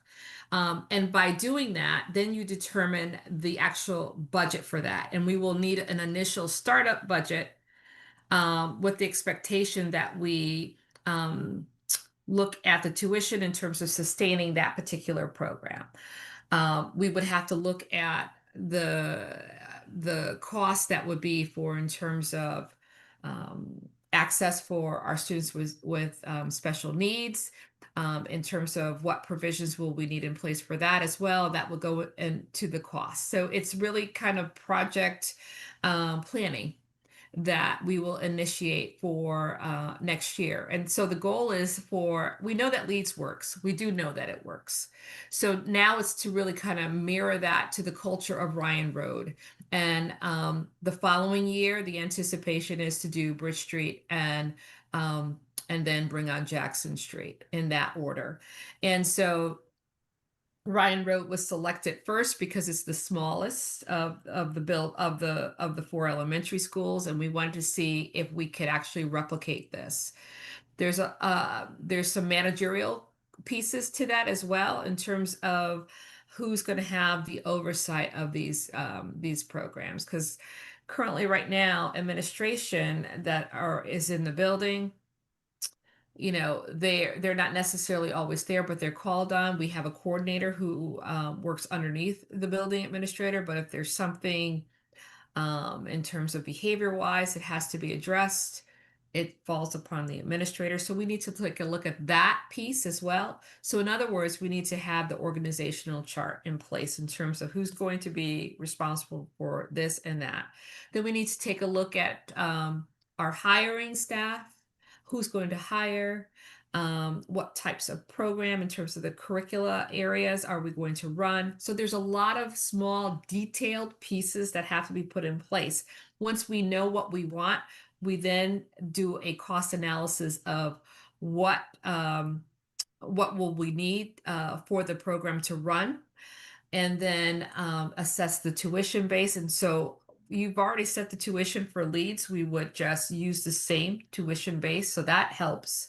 But it's all contingent upon the number of seats we're going to offer. So these are the kinds of conversations and the planning that will take place. And it needs to take place early in the fall, because our goal is to open up those seats so parents can register. The Y usually starts their registration usually around December or January.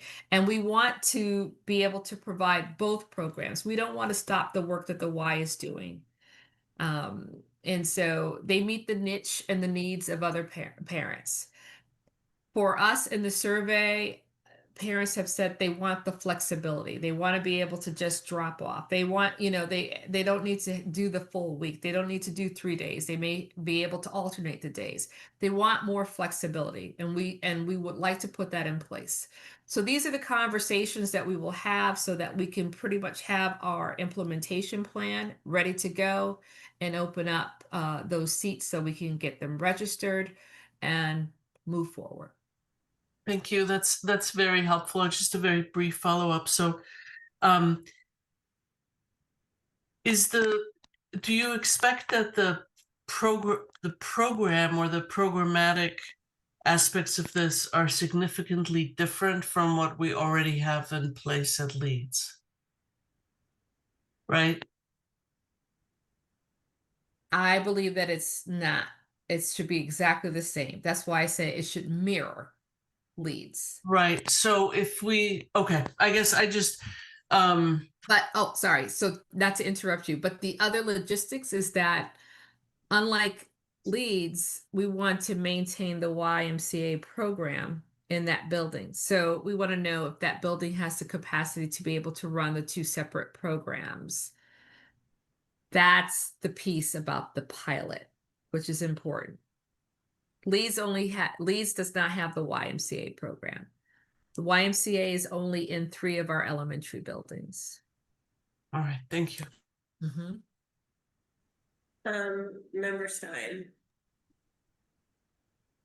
What I'm hearing now, right? And I just want to preface it by saying, please share with all of us the reports that we were supposed to find buried in the evaluation or in the materials. I mean, I checked with the vice chair numerous times to make sure none of this was sent to us. And they were like, no, we don't have it. So I don't think anyone here has read it. It's what I'm hearing, though, that a decision has been made that this committee hasn't been presented or asked to authorize to partially expand and yet maintain a dual program environment. And it sounds like the plan you're talking about is to operationalize that. And I don't know that that's the direction that we want to go. It may be the direction that the working group decided, but I would think you would bring a recommendation back to this committee and explain to us why you think we should operate both the Y and the Leeds program at the same school, and why we couldn't just replicate the Leeds program because it seems to deliver everything everybody wants, and why we couldn't plan to do this at every school. If it's just a replication of the Leeds program, why are we staggering this? As far as I know, this is anecdotal, but it seems like it's easier to staff the Leeds program than any of our enrichment programs or the Y program. So like, I don't understand why you're moving forward. Like, you should have, frankly, from my perspective, especially given the votes that this body has made regarding this, that we would make a decision, that you didn't present a proposal to us and ask us to and say, like, here's why we want to go this way. Here's the time scale. Do you agree? Right? Like, why would you not present this to us and to the community and ask for our input, and instead just start to implement it? And the time we find out about it is just in a superintendent's report. Like, to me, this is like profoundly frustrating. So I know the motion's on the floor. I'm not comfortable with us move, like, this is the same thing with the intensive needs program. We were never presented that in a significant way and say, here's why we're going to roll it out. This is like, we got a little bit here and there around the budget process, but we really didn't get a proposal, and yet off it goes. And this feels like another instance in which you're making a significant change to district offering without our approval and without presenting to us why this is the right way to go. So the strategic planning process isn't a blank check to do whatever your working group that doesn't meet publicly is suggested is the right thing to do and inform us later. It's to come up with plans and goals and present to us. And I'm really frustrated. And again, we've taken votes that we would make this decision as a body, and the horse seems to have already left the barn with a very particular maintaining a dual, like, there's so much here to talk about.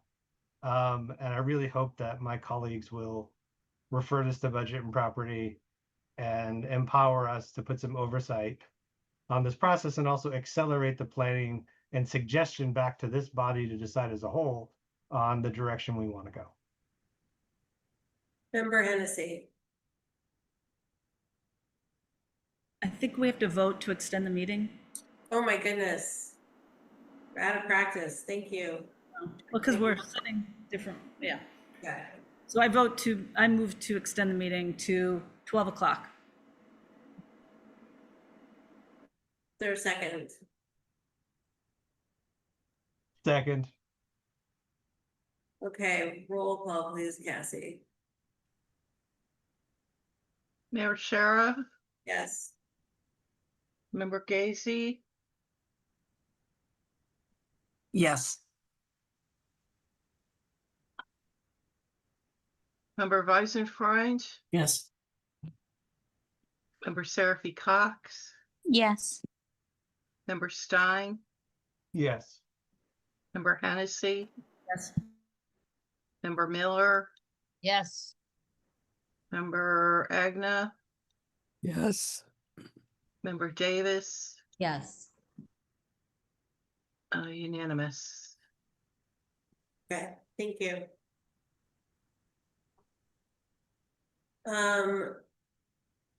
Further discussion for any other further questions for a superintendent?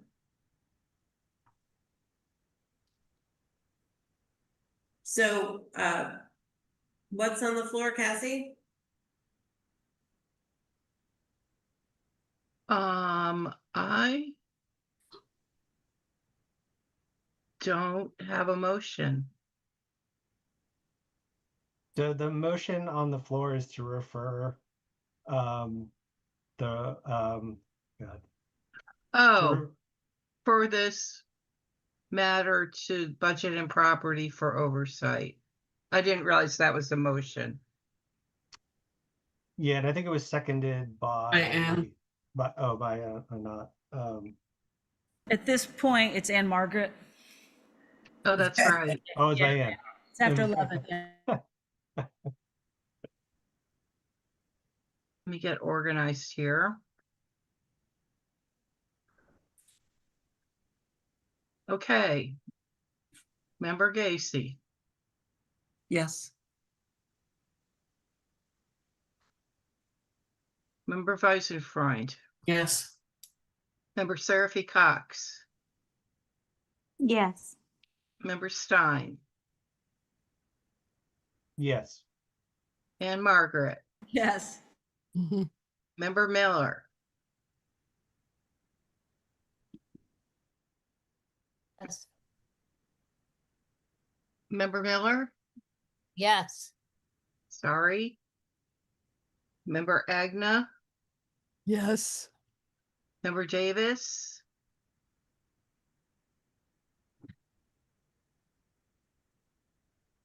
I did member Agna answer.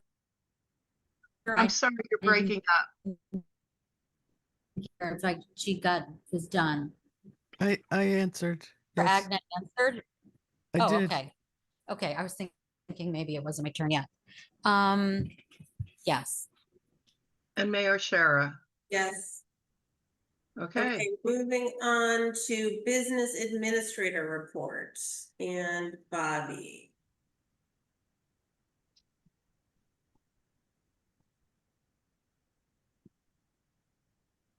You not unmute? Okay, Bobby, there you go. Thank you. So everything I have is in your packet. However, I did want to just do an update on our special education transportation. As I had told budget and property meeting, we had some rates that came in really high. So I've had conversations, and Tammy Lieber has done some really good homework as far as looking at what other options we would have available. We have originally had from Van Pool rates that went from routes with increases from 4% to 64%. So I had emailed them and said that that was unacceptable, that, we had not had that chance to budget for that, and that we needed to do something different, and that I couldn't sign a contract.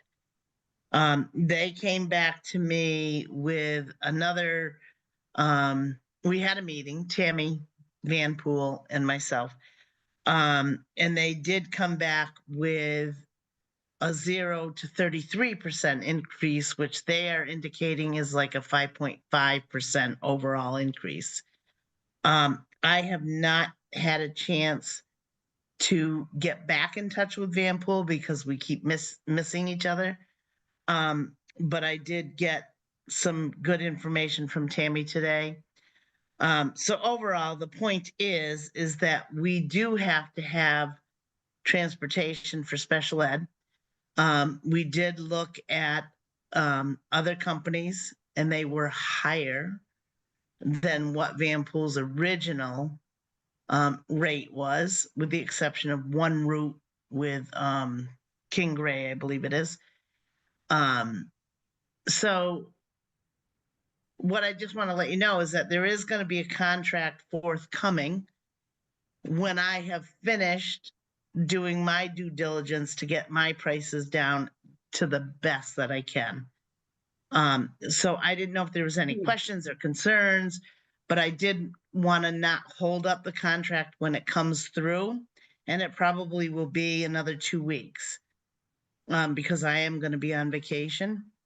And but in the meantime, I have told Tammy to go ahead and send those routes off to Vanpool. We have to have it in place.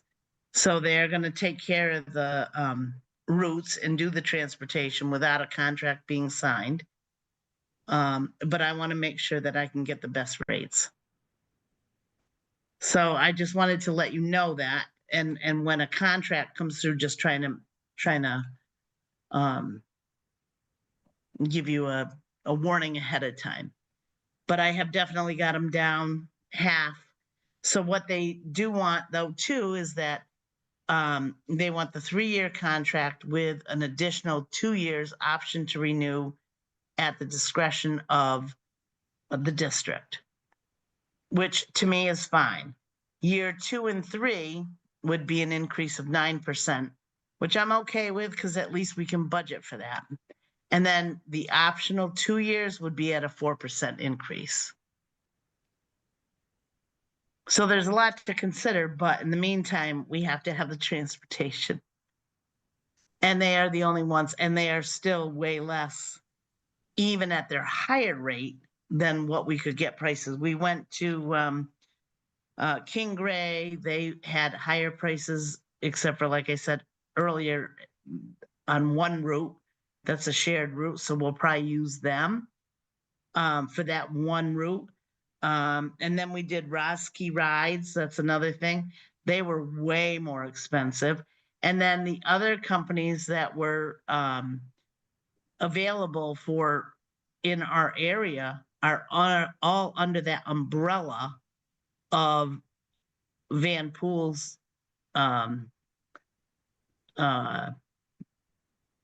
I can't even think of what I want, master company, but anyway, under Beacon. Beacon has now taken over Vanpool and many, many other transportation companies in our areas. And it's not just us, it's all around. It is a big conversation in MASBO, which is Mass Association of School Business, MASC, MASS. There's a huge conversation about special ed transportation being monopolized, really. But again, in budget and property, there is conversations that we will be having or have been having in regards to trying to get more of that in-house. And in the meantime, what we do have will be a la carte. So any routes that we have or agree with Vanpool is at our discretion, a la carte. So we give them the routes that we want them to transport. So I guess just to sum it up, in the next couple weeks, there will be a contract coming through, and I just want you to know that Tammy and myself have done our due diligence to get the prices down the best we can, which will be ultimately lower than anything else that is available right now to us. Okay, thank you, Bobby, and thank you for all that work on that.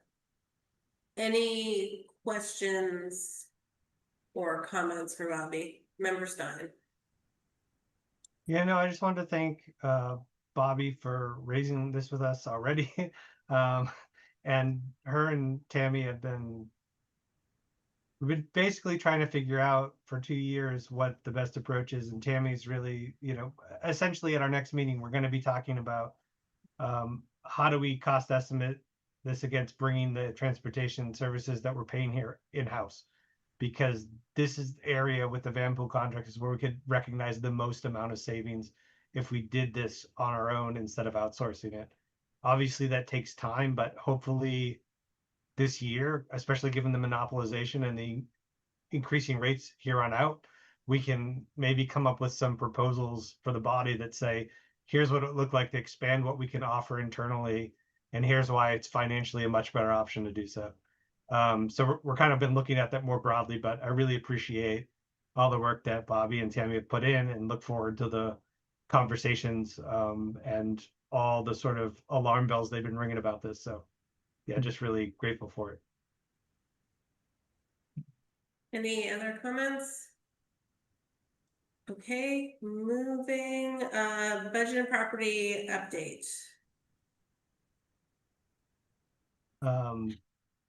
I'll try to be brief. We talked at this most recent meeting. We talked about the NHS class size situation. We also, as I mentioned, had a very long conversation, and Bobby kindly walked us through the financials on the LEADS program, which was really great to sort of understand that model, at least from a financial perspective, and its health. What else did we talk about? Was the third thing? My mind is going blank.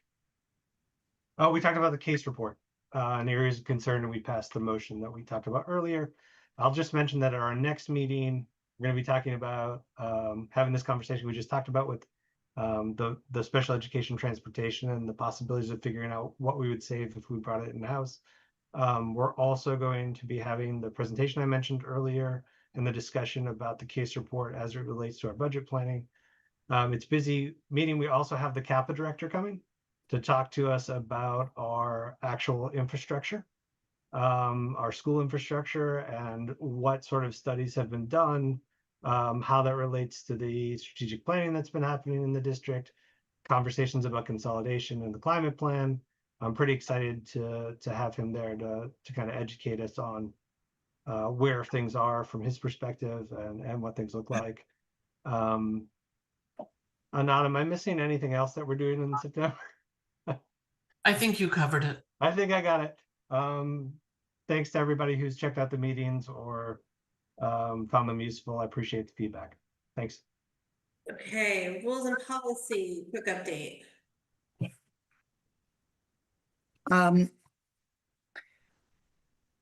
Well, we've been working on the cell phone policy, and that will continue. We'll come up with information about an ad hoc group. We're completing the student directory work that takes out all the identifying information on our students except for their name and year of graduation. Dr. Bonner went to a webinar on for DESE on competency determinations now that we no longer have MCAS. So that is something we'll be working on, and we are trying to finish up our Title IX policies and civil rights policies updates, and we will be connecting with Attorney Taylor on that. Great. Okay, thank you. Okay, so it's moving on to future business. So superintendent search. For our last search, there was an ad hoc superintendent search committee. Member Gazy was on it, I believe. Member Davis. I think there's a third person. Member Miller. Yes, that's why you're waiting. Member Agna. Member Agna. Yeah. Member Agna. Okay, it's funny. I asked her about it, and she was sure. Okay, and Member Agna. So this ad hoc is not to interview candidates. This is a school committee ad hoc, committee that researched and reviewed search firms or organizations that conduct superintendent searches, checks references, and then brings back the information to the full committee and makes a recommendation. So I propose that we vote to create an ad hoc superintendent search committee of 3 members to fill that role. I would ask that members let me know by Monday if they would be willing to do that work. And then being mindful of quorums, I would appoint them early next week so we can get going. We have from the minutes with the attachments from this is October 13th, 2022. That meeting we have in those minutes, the 4 proposals we looked at last time. So there were 4 firms that were in there, and there also was a reference to NASDAQ, but I'm not sure, I couldn't find a proposal from them, so I'm not sure if we ever got a proposal from them. But you know, we have the work that we did last time, and you know, at least 4 to 5 organizations that do this kind of work. So that would be a good place to start. If anyone has a group that they know of that specializes in this work that wasn't reviewed last time, that they would like to be considered, if you could please share it with Cassie. So between next week when we would create the ad hoc and the September meeting, what my hope is that the ad hoc committee would be able to aim to post at least 1 meeting that they would have together. And so that by September, the September 11th meeting, they can provide an update on what they've looked at and hopefully share maybe an overview of the firms that they've asked for proposals from, or maybe even have proposals. So then we can start to narrow that down and figure out who we want to then go ahead and check references from. So that is what I'm proposing. A reminder that in June, the City Council voted to authorize funding up to $25,000 of one-time funds for a search, as was requested by the school committee. So that's my hope for what happens to start this ad hoc, and then the work to get us to September, the September meeting. And then in October, hopefully that ad hoc committee will be ready to bring the references and a recommendation for a vote. But certainly by November at the latest, so that we can engage, you know, a firm and start the process and work to then create a search committee who would work on that. So that is what I am suggesting. Member Weisenfried. Yeah, thanks for laying that out. So, because I haven't been part of this before, so that would be the first step to create this ad hoc committee to identify a range of search firms, right? Yeah. And then after that, what is the process and what are the committees that will be formed to actually, you know, being engaged with the superintendent search? Do you mean after a firm has been chosen and contracted with? Yeah. So then we would create a search committee. So you would have a committee with stakeholders. So you'd have, I can't remember how many, 2 or 3 school committee members. I can't remember how many. Member Miller, do you want to? So weigh in the on this? search committee was chaired at the time by the director of special ed services. And it was a very representative group. There were 3 members of the school committee. There were caregivers. There were students. There were members of NACE. It was a very diverse group. Other And community members too. I that think. was the search committee. But the first step was, as you said, as I recall, we only researched 3 different search companies. And then there was MASC on top of that. Right. So there were 3 of us, and we each researched a company, and then we went through the 3, and then we chose one and proposed it to the school committee. And that's the search committee we determined. And then they, of course, vetted all the applicants, and then the search committee actually interviewed the candidates that they had selected. The candidates meaning the firms, the search firms that were selected. I think Yeah. that's- Yeah.